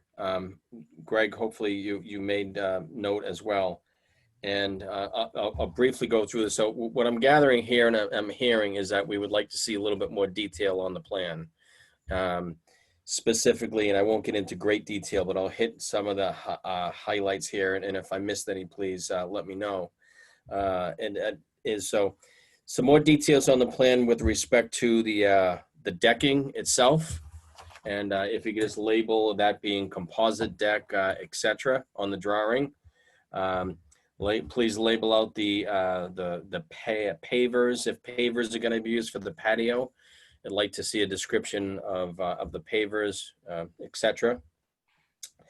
I think if we were to approve the plan, I would make a condition that obviously no construction equipment be within the 50-foot buffer zone. So if you want to make a note of that there will be no equipment in the 50 at any point in time during the construction, that would be great. It sounds like some further labeling of the trees out there, whether or not trees are missing from the diagram, further labeling of the trees. It was a question of and I don't want to butcher this, the metasequoia tree, I believe Chris mentioned. So if there could be some further detail about that. And then further expanding the lot, diagram of the lot, where the lot lines are, to include some of the driveway area, or a little further description of that right of way on the neighboring property, and further expanding the lot line, even though it's outside of, there's no disturbance outside of the 50, or I guess within the 50. And if I missed anything, I'm sure there's a couple other items in there as well, but that's what I was noting as we spoke here. Chris, did I leave anything out? If not, we can No, I don't think so. circle back to it on lot 2. And any question on any of that, Greg? No, I understand all of that. I can Okay. certainly have those. All right, so I don't think we're in a position to make any vote tonight on this one. I'm sorry to hear a comment. Greg, are you comfortable with, it sounds like most people have been out there, and I showed the pictures. If anybody hasn't been out there, I don't think we need to do a site visit personally. I think most have been out there or can get out there if you haven't.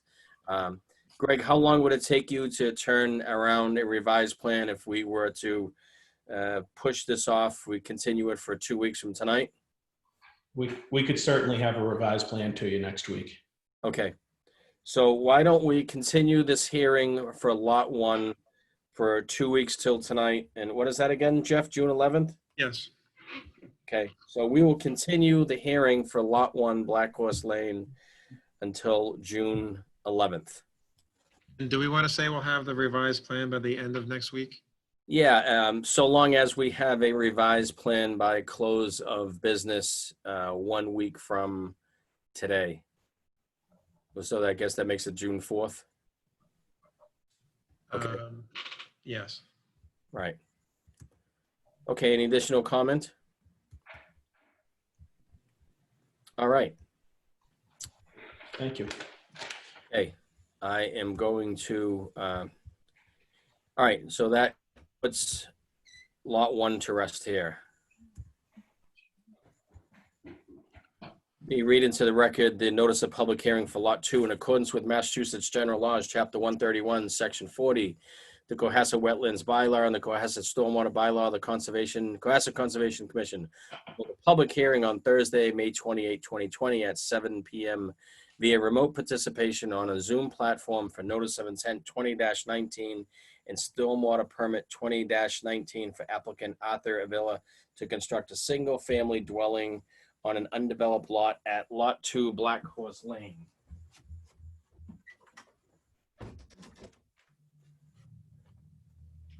So I will now share my screen again. Let me jump back here.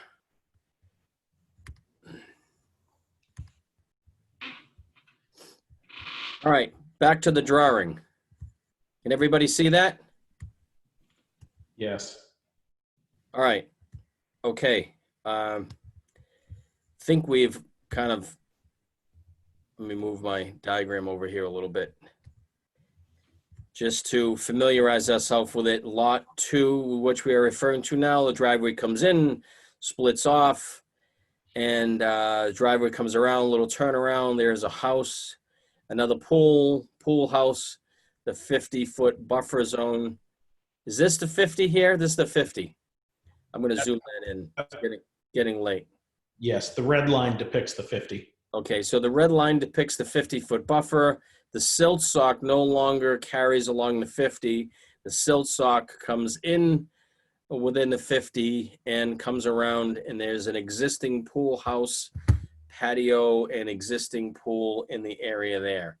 So Greg, I'll turn it back to you to give us an overview of this plan here. Sure. Lot 2, again, this is a notice of intent and a stormwater permit associated with construction of a new single-family home. Lot 2 is 43,506 square feet in area. As was depicted in previous pictures, the lot is predominantly cleared. It served as the lawn area and landscape area with number 70 Black Horse Lane. This lot, however, did have constructed on it a swimming pool, a cabana, and patio area. Wetland resource areas that are on this site include a top of coastal bank. They include a salt marsh. They include a riverfront area with the Gulf River. And again, land subject to coastal storm flowage, a FEMA zone AE at elevation 10. The proposed new house would be serviced again by a common driveway off of Black Horse Lane, which comes in and then breaks off to lots 1 and 2. Utilities, water, electric, sewer are all outside of the 100-foot buffer zone and are directed from the front of the house out to Black Horse Lane. The house itself is outside of the 50-foot buffer zone. The house is 70 feet at its closest point to the wetland. All of the work associated with the house construction is outside of the 50-foot buffer. The existing pool, patio, and cabana that are out there are proposed to be rehabilitated, new siding, new roofing on the cabana. The pool would be, equipped with a new liner. That area would remain in its present location and present size, but would be rehabilitated. The house itself requires minimal grading. We're bringing in approximately 2 feet of fill on the front of the house. The topography around the back side of the house stays as it is today. There's no fill being brought to the backside. For stormwater, the proposal is to take the roof leaders and direct them to a series of dry wells located in the front of the house, and the driveway would be cross-pitched to the grass depression between lots 1 and lot 2. The erosion control barrier here coming on from lot 1 follows the 50, but then it jogs inside the 50 and follows the existing tree line. Move with the cursor there, the existing tree line. The proposal on this lot, we had 4 trees being cut primarily in the area where the existing house is.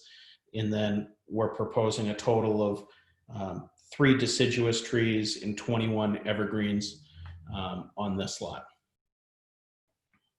DEP had no comments. I turn it over to you. Jeff, do you want to just give us an overview here of what we have for lot 2? You're muted, Jeff, sorry. Sorry about that.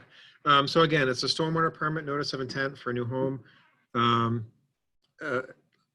Again, it's mostly lawn or grass as it is right now. The three trees either within or just next to the proposed house are the ones that are going to be removed. So I don't really have much more to add with that. But while I'm speaking, I would just like to say that when you were mentioning the silt sock, I think I'd be more comfortable with that being brought in closer, probably to like at least where the 100-foot riverfront area is, because I think, once the house, if it does go through and is being built, I think, we need to keep that silt sock closer up to the house, because then they're just gonna, the construction people will use that area. And we don't really want to have them using that area within the 50-foot buffer zone. So I'd be more comfortable with that silt sock brought closer to the house. Okay. Yeah, I would agree with that as well. Yep. So staying with that, so the existing pool house that's there now, clearly that's going to be rehabbed or demolished and something else put in place. It's going to be the exact same size as what's there now? Yes, it's the same footprint. Same footprint. Could you tell us the dimensions of that pool house right now? Sure. Pool house is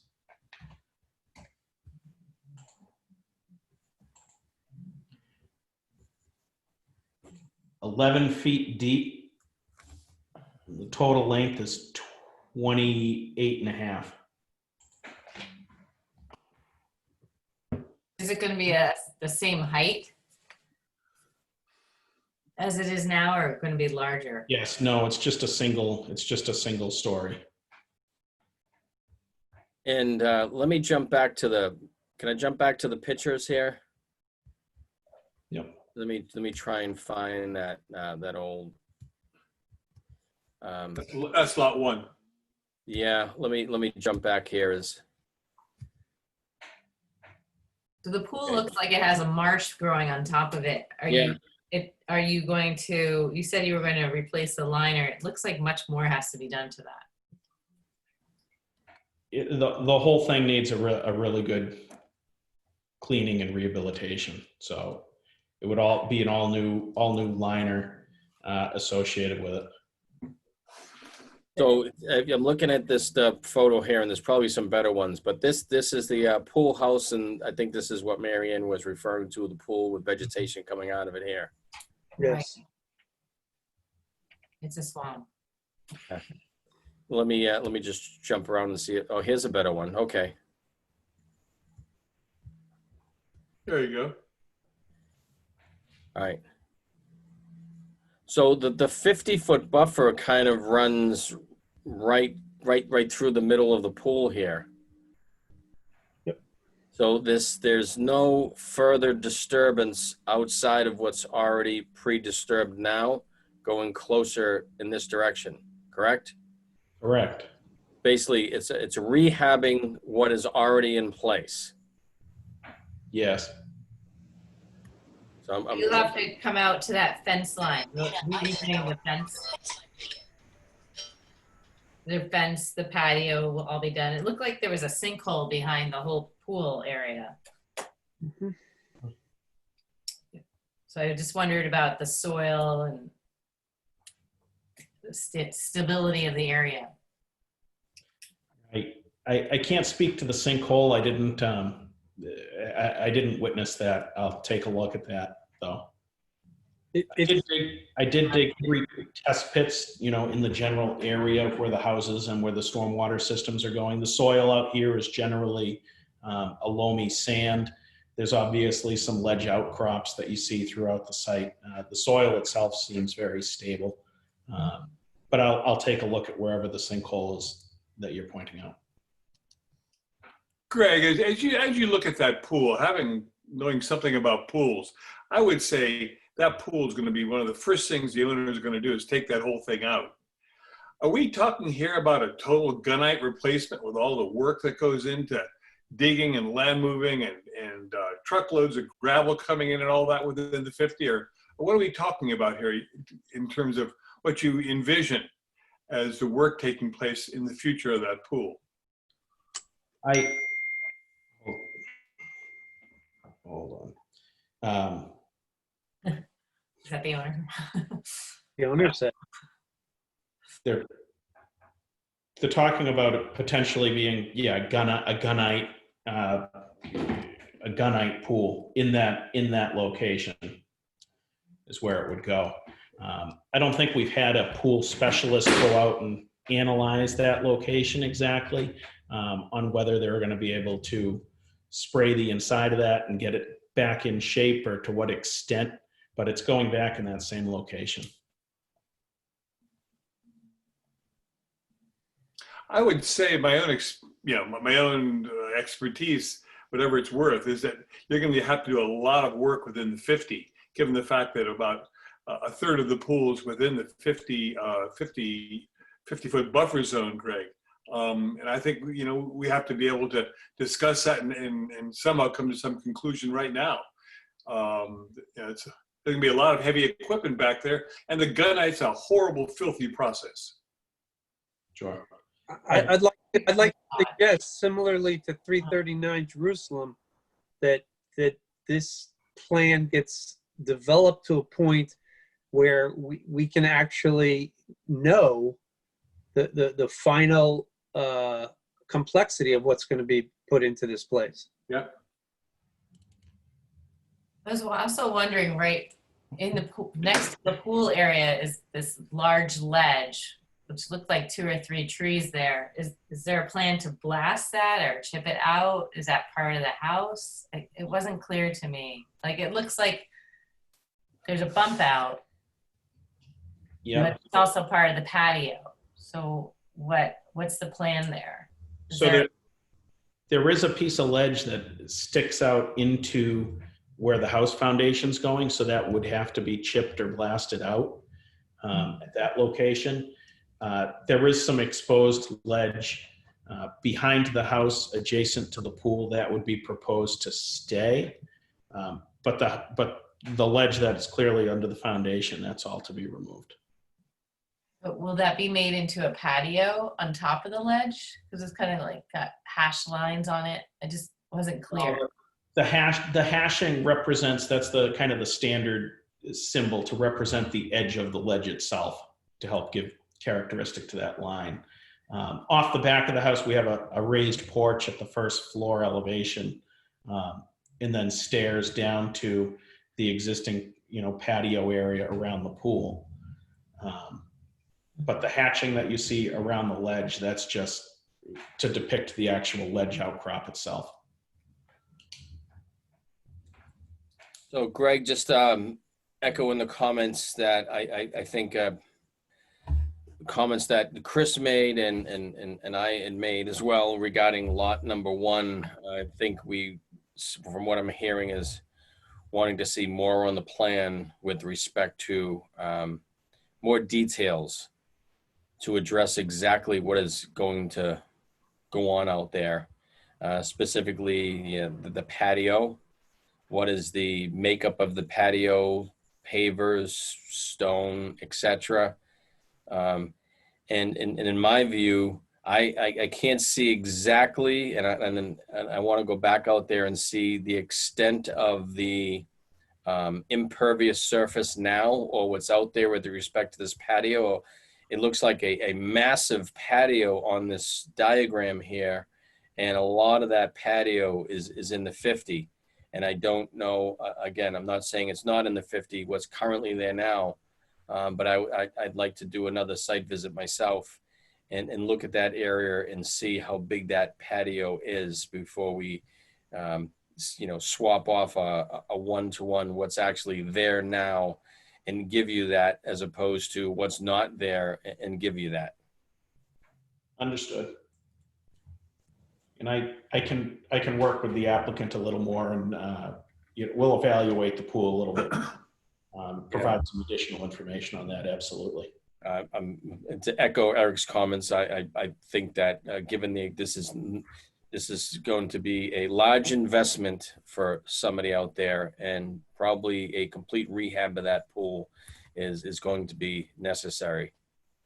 And we've seen a lot of pools in the past where a rehab project is ongoing, and about 2 weeks after construction starts, there's a massive hole in the ground, and that pool is no longer there.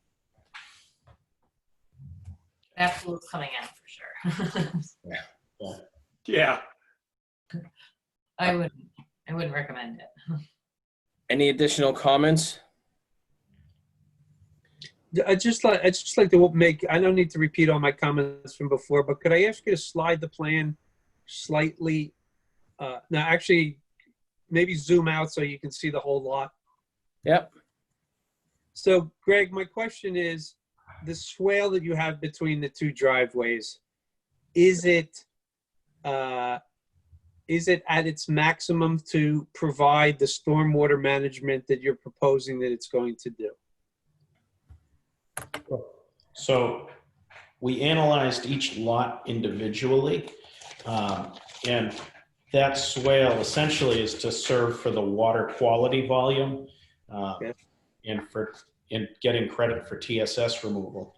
On lot 1, the required volume was 199 cubic feet, and that's a calculation based on the amount of impervious that the driveway is. That swale provides 215 cubic feet for lot 1. We broke out lot 2 separately. Lot 2, the requirement was 84 square feet. You'll notice that the majority of the driveways out here are on lot 1, so lot 1 is a larger number. The requirement for lot 2 was 84 square feet, yet the swale provides 215 cubic feet. So the swale is appropriately sized. It handles more than 150% of the requirement between the two lots. So the reason I ask that is if you look at where the driveway enters the site, kind of straddling the lot line, there is a tree directly to the left of the driveway, which is a massive white oak tree. I'm sorry, white pine tree. 30-inch.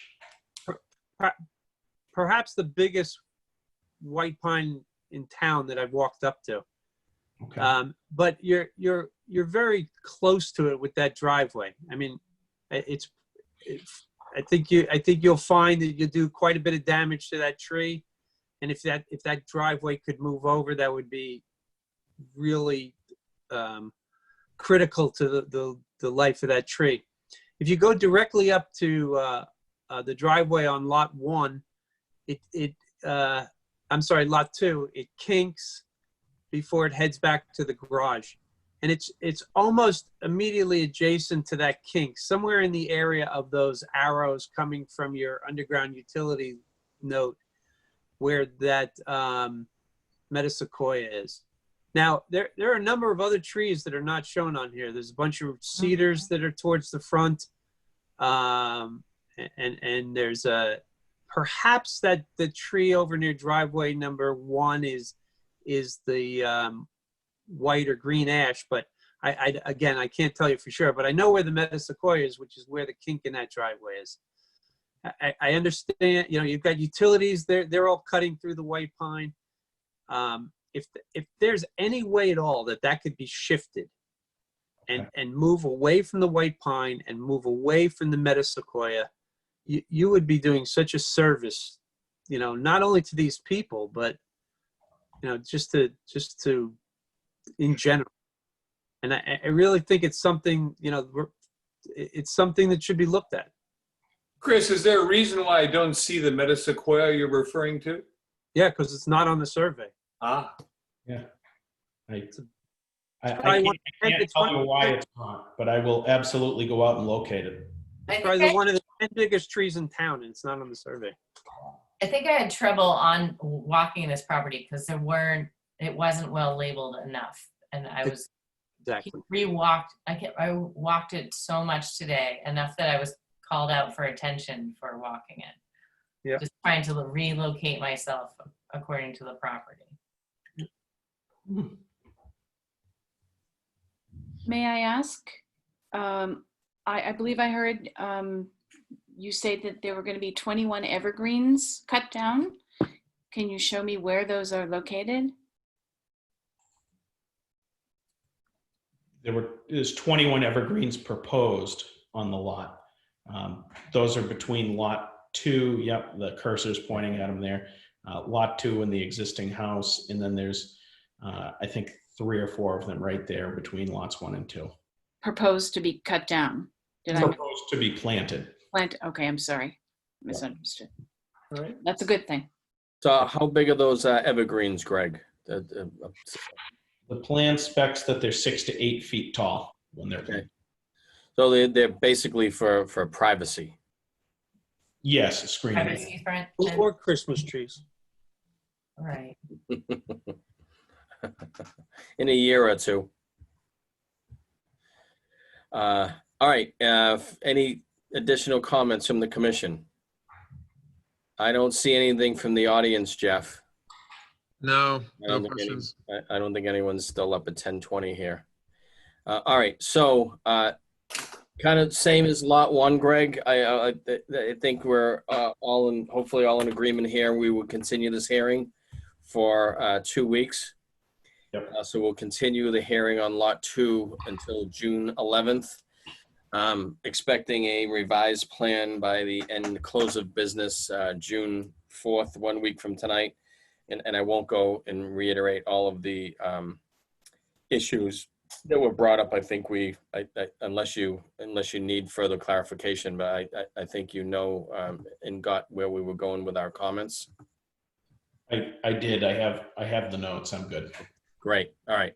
Thank you for saving me that. All right. So we'll move this till June 11th and revisit it again. So thanks for hanging with us tonight, Greg. Thank you very much. Okay. Appreciate it. Thank you.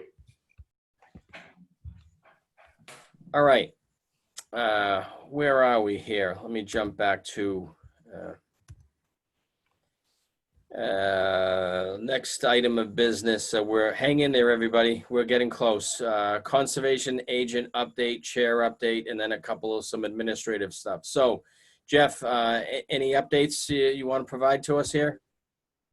I just want to say now that, we've been having these meetings now. Over the last, 2 months of things just being weird, with the virus and stuff. But I just wanted to say that now that we're doing these, having these meetings again, there's a lot more work involved, just because, we can't be with people when we're doing this. And for example, we voted at the last meeting to allow me to sign documents on behalf of the commission. So then I found out, later, I asked, Karis, the attorney, what type of language do I need to have with this? And so she told me, and then she's like, also, I need to get it registered, and then, have to reference the book and page on each document for where the vote is recorded at the registry. So then Friday I drove over to the registry. So there's just a lot of little things that really seem to be adding up to delaying a lot of this stuff. So I just wanted to say that. That's really all. I maybe I'm just complaining, but I just wanted to say that just so you guys know. Thank you for letting us know. Okay, appreciate that, Jeff. Thank you. Anything else? No, I don't think so. I know you and I talked quite a bit, Jeff. How many days are you actually in? I know you're at town hall today. How many days are you actually in Cohasset now? So they originally wanted us to come in for 2 days, but now that there's so much more work, I'm probably down here at least 3. So I'd say I'm here at least 3 days a week. Okay.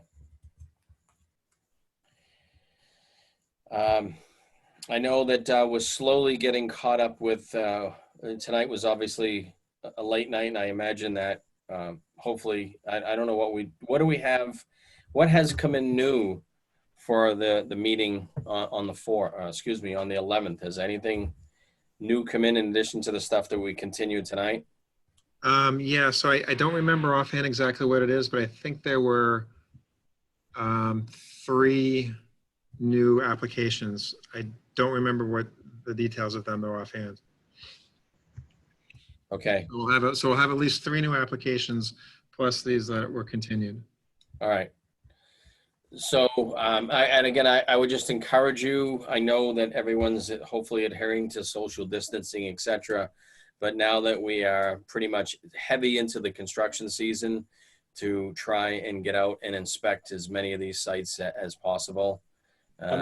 Sites that have been recently issued. We have being up here in Cohasset, somewhat of a short window of opportunity for a lot of these projects. So everyone's pretty much going full bore. I know I have a lot of stuff going on myself with internal projects around the house, and everyone seems to be saying, hey, let's build a deck. Hey, let's build this. So I see a lot of probably more construction now around town than I ever have. So please just be, aware of that, and, try and get it done, as many site visits as possible out there. And you just stepped away. Anything else, Jeff? All right, let me jump over to. He's gone, man. Where are you? He's back. Did you go do site visits? No, I wanted to ask Angela if she had anything that she wanted to say. No, Angela. She doesn't. So anyhow, she did give me a list though of the things. So there's the Howard Gleason project across from the Yacht House. Oh, this is for June 11th? Yeah. Yeah. And then there's 419 Jerusalem Road, 560 Jerusalem Road, which is just an RDA, 44 Atlantic. So, and then we have the 3 continued. So it'll be another busy night, I think. Okay. Good night. All right. Well, hopefully the 3 that were continued, and we won't get into the details. The revised plan is a little bit more straightforward. I can't speak for the other ones, but all right. Anything else, Jeff? No, but just a reminder, we'll see everybody next Thursday at 9 a.m. 9 a.m. Yeah. Yeah, Yeah. yeah. So I got a couple things I want to hit on. So I will just, what do I want to say here?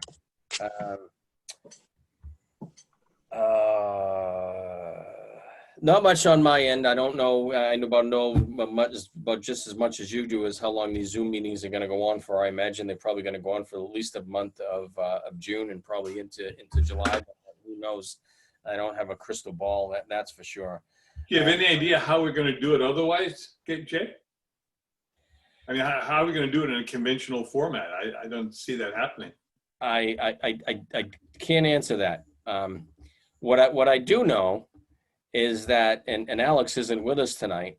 I imagine any day now, the Board of Selectmen are going to be going out with a notice of committee appointments and more future individuals that want to join not only this commission, but any commission in general. So Alex is going to be termed out, so will be no longer with us. We will be looking to have a full-time member, and I'll speak to Kathleen separately on this. And we have two. So since Kathleen's position is only a one-year position, we would have two associate positions. Now, typically what happens is the associate jumps up to a voting member position, assuming that that's the case, and I can't speak for the Board of Selectmen because they do all the voting. We still need two associate members. So just to put a little note out there, if anyone knows of anyone who has expressed interest that wants to spend every other Thursday night in front of a computer, by all means, let me know or let them know, and we'll go from there. Those are Thursday night football. Yeah, well, we're getting into some late nights here, but we're just trying to play catch up. Really is what it is. We're typically not here till 10:30 at night. Yeah. One issue that has come up, and I think it's probably going to rear its big ugly head here. And Kathleen, you're probably aware of it because you live on Straits Pond. Is the midges are back on Straits Pond.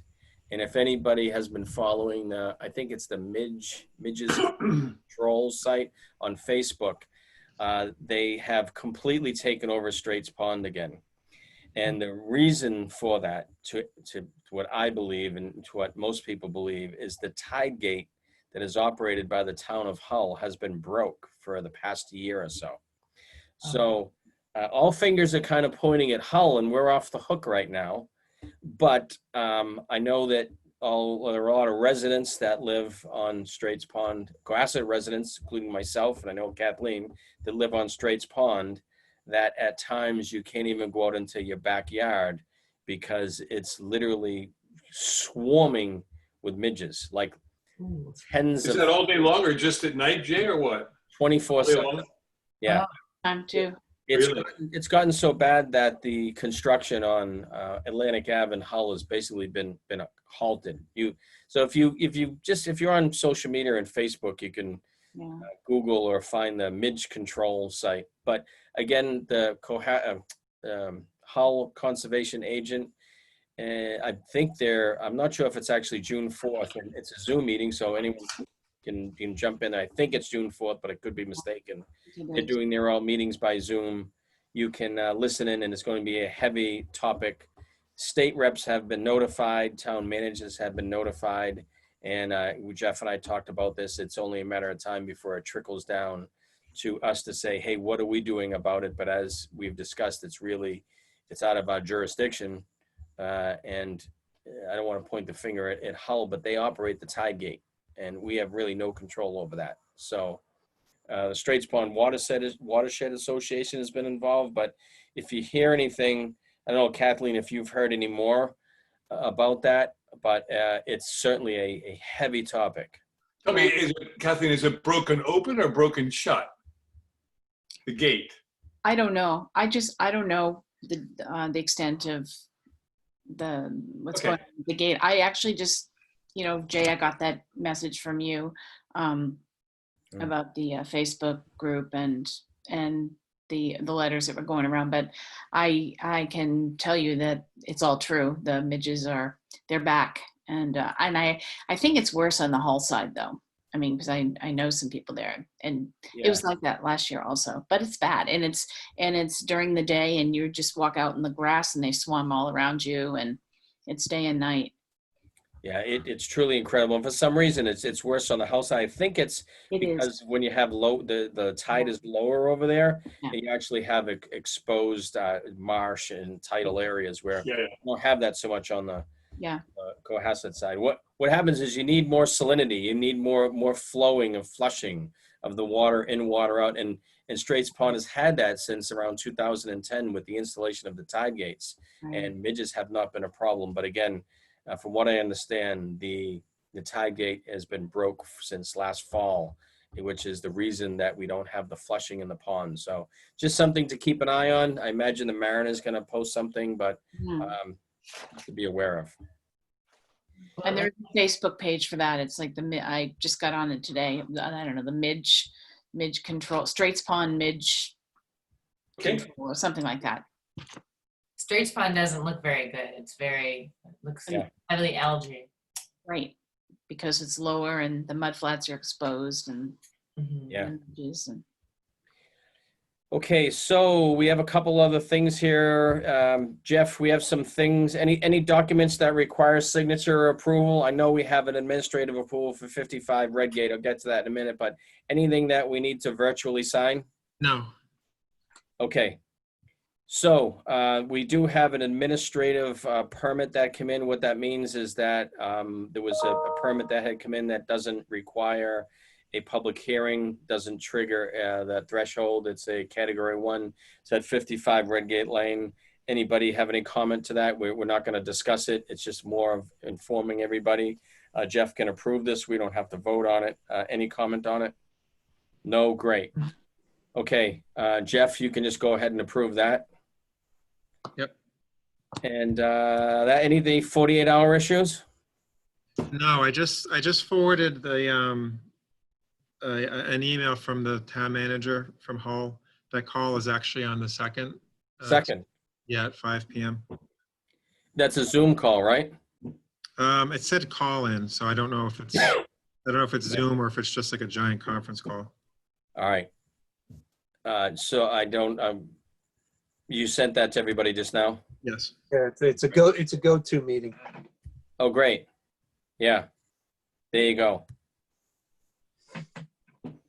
And Jeff, I know you're really busy. I sent a property to you today, and I don't think you got a chance to look at it, but are you, because of the extra administrative work now, is it just more difficult to view properties and stuff? Like, No. I mean, what do you mean?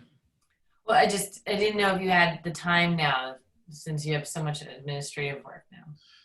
No, I can still go out. No, I can take the car and go wherever I need to go.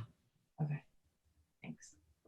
So Jeff, I know that I passed on to you some concerns by our citizens, and I don't know if you had a chance to look at any of those properties. Yeah, I did. You sent me another email that I didn't look at those two yet. I don't remember which were those addresses. I'll go back and look. Okay. Those I didn't get to yet. The think one at 107 Nichols, I think it was.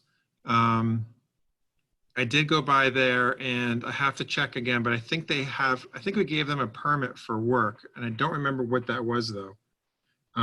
So I have to look that up again. Well, the person who passed that on to me said that there was a permit for work because it was remediation work, and they never did that work. No, it was something we recently just did. Okay, all right.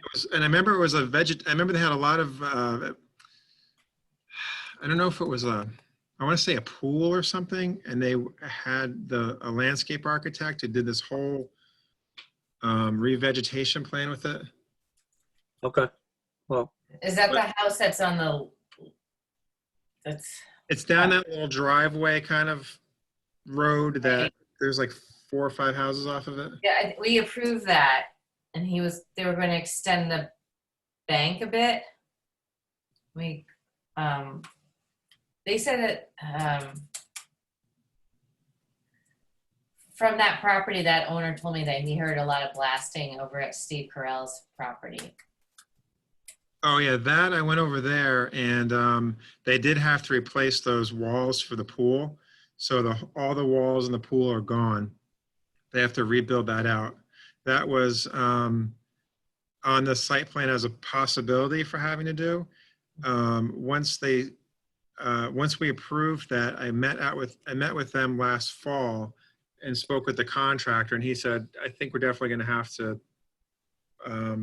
take these walls out. Once they took a closer look at it, it was full of cracks and just unstable. So they're in the process of rebuilding that entire wall. So that whole pool area is going to be totally replaced. But it looked to me like they did more than just take down those walls. It looked like they blasted a bigger area. There was nobody there that I talked to. There was nobody there when I was there, but I don't know if they had to go down further to actually get to suitable bedrock to pin the rebar into. That's what my assumption was.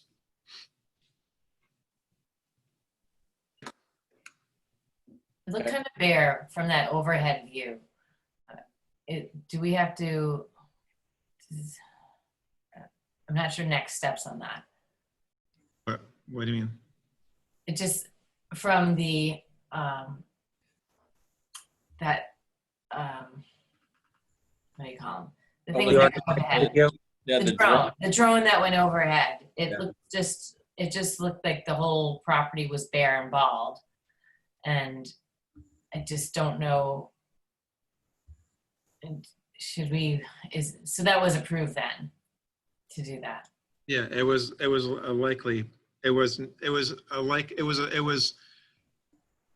suggested that it was likely that it was going to have to be replaced once they actually got the structural engineer to go out and actually take a look at it.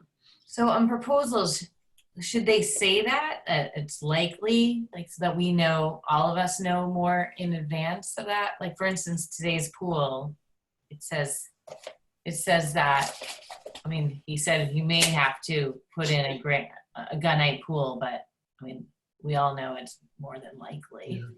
So should they say on these proposals, I think they should be more clear than that. Well, that's my whole point about that. They know whether they're going to put in a gunite pool. That's not something you take lightly. And when you see an old pool, you know it's got to go, and a new one's going to be a gunite pool. Yep. It's going to be cheaper in the long run.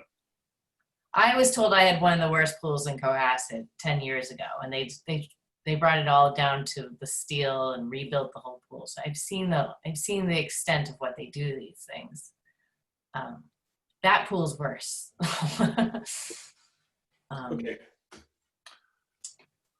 But yes, I think, Chris, you're right. We need to ask more questions or get more details on these proposals, so we're not fooled.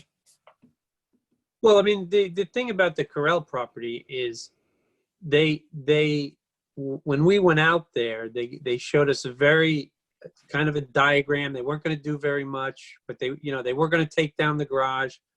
But then the existing garage was probably still within the 100. Not only did they take down the garage, they blasted out a mountain of ledge that was across from the main house, all within the 100. And that was never. That other side of that is outside the 100-foot buffer. No, I don't believe that. Take a look at the site plan then. I will, but. I was concerned the stone wall. There was a stone wall came right up to the driveway, and I think that was like the marker that they couldn't go beyond that. There was something about this. There was a stone wall. I mean, they weren't supposed to cross that line. I think that's. It looks like it's more cut out. Jeff, can you just, I know you went out there this past week. Can you go back out there and look again? I did see the drone coverage and, the pool. I think we all probably looked at that pool and said, yeah, I mean, there's no way they're going to salvage this pool. Same thing with the pool back on Black Horse. That pool will be completely ripped out and a brand new pool putting in there, no doubt. You're talking about a multi-million-dollar home, not trying to salvage this tiny little pool. But can you go back out to 63 Nichols and further investigate that? I know, not only I saw the pictures from the pool, but on the other side of the houses were actually I was concerned about, completely opposite of the pool on the other side, where they had cut down that tree that was pretty much right in the 50. It was, yeah, the hackberry. Oh, yeah. And I know Eric Yeah. and Chris went out there and Yeah. found a suitable placement for that tree. But where that tree was actually ripped out, I thought that from the diagram, and I don't have it in front of me now, was all green grass that kind of went down. And from the drone footage, thanks to the architect who put that on social media and alerted us to that, and the other neighbors, but it did look quite bare over there. Well, that's where that stone wall was. So Yeah. if you came up from that tree and went up the hill, there was like the driveway, and the driveway went underneath an arch, and then there was a stone wall, and then the house, and then down the slope was that tree. But I think there was something about that. If we could go back to the plan, they weren't supposed to cross that stone wall that was over there. I have to go find it. Yeah, I'll look at that corner. I think I know what you're talking about now. On the far side of the house, like when you pull in, it's on It was the a other. low stone wall, and there was a big discussion with Sean Pappas about that. Yeah, okay. I think I remember that now.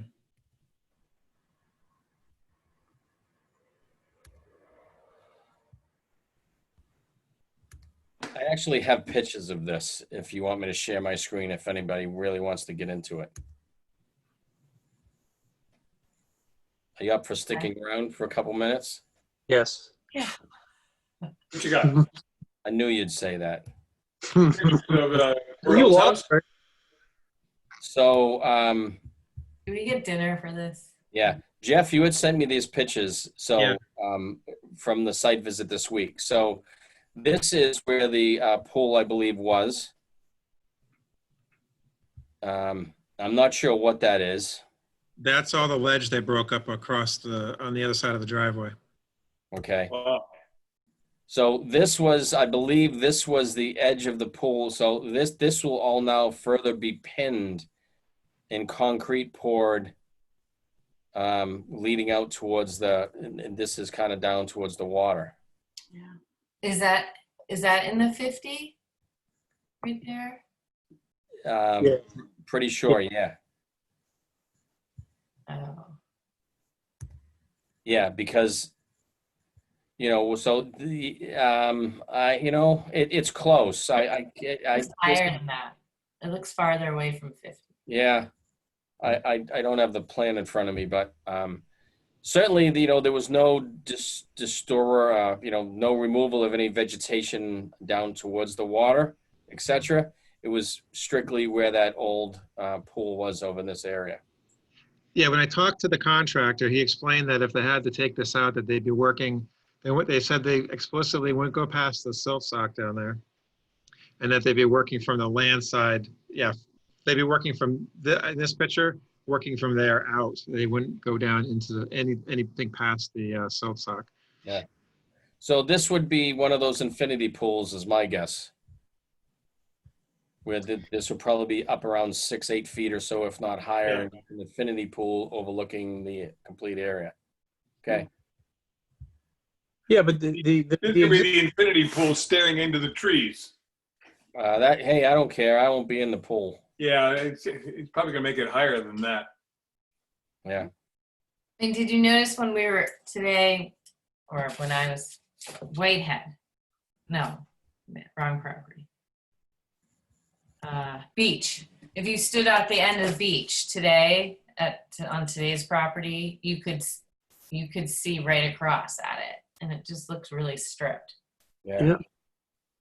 Yeah. All right, Jeff, you could just take another, again, this is an active site, so there's no reason that that there shouldn't be site visits out there, like every 2 weeks.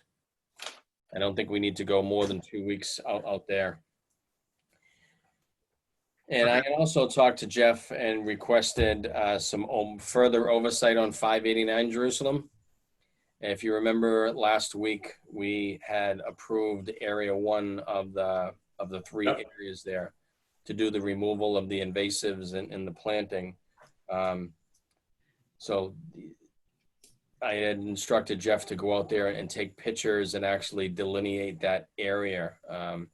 And so that no further work was done in area 2 and area 3, and to document that with pictures virtually every 2 weeks of the area of the banking and of the black locust trees out there, so that there's no additional cutting going on out there. I wasn't entirely convinced with the contractor or with the applicant after the hearing that they were going to adhere to that. So I feel exactly the same way, Jay, about Black Horse Lane. That once those houses get built, once those yards get put in place and the pools are built, they're going to start hacking on those trees to get the view, and they're going to extend their lawn down into the marsh grass that we discussed. This was 3 years ago.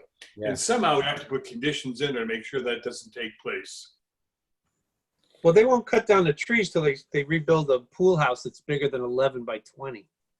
I was talking about the trees going down to the water's edge, Chris. No, Yeah, these are the ones they always wanted to get rid of. They're black locust once again, because they wanted a view. Yeah. One of you. Right. So I don't want to get into the discussion about Black Horse because it's still open, but certainly 589 is not. But I echo those comments. I completely agree with you. That's why we have to have oversight of these projects leading up to the actual certificate of completion, etc. And then, we can't police it after the fact when it's completely done. And we have to kind of rely on the neighbors to do that. And with respect to Black Horse, there are a lot of, I'm surprised we didn't have more people from the public weighing in tonight, but there are a lot of environmentalists out in that area who certainly came out in force with Supper Island. And I would hope to think that they would, Yeah. I remember the meeting we had 2.5 years ago. There must have been 5 or 10 people there from the environmentalists and the conservation groups and Cohasset Conservation Trust. So with that project, as I think about it now, there's a closed NOI or an RDA, so we actually can talk about that. So there's 2 applications out. Well, one application that's closed that we approved some years ago with no disturbance in the 50, and yet an open application in front of us now with other criteria. All right. Any other 48-hour issues? No, I'm tired. Well, I appreciate everybody hanging in there tonight. I think we lost James at some point along the line. If anybody is not going to be at the meeting on the 11th, please let us know. I know everybody's glued to the house. Eric, you look like you have the same car to get on as you did 2 weeks ago. I do. I never change. I swim every day. Yeah. With it on. Unless you're going on some exotic trip 2 weeks from now, you can still work remotely here. I've canceled all my flights for 12 months. I am not in Cohasset, but in any event, enjoy. Vietnam? Were you up in Canada? Close, middle of New Hampshire. So I thank everybody for calling in, and we'll see you. We'll see you Thursday at 9. Can we make a motion to close the motion? Yeah, so moved. So moved. Second. Do I hear a second? All those in favor, aye? Aye. Good night. Thanks. Good night, everybody. Good night, Angela. Good night. Thank you.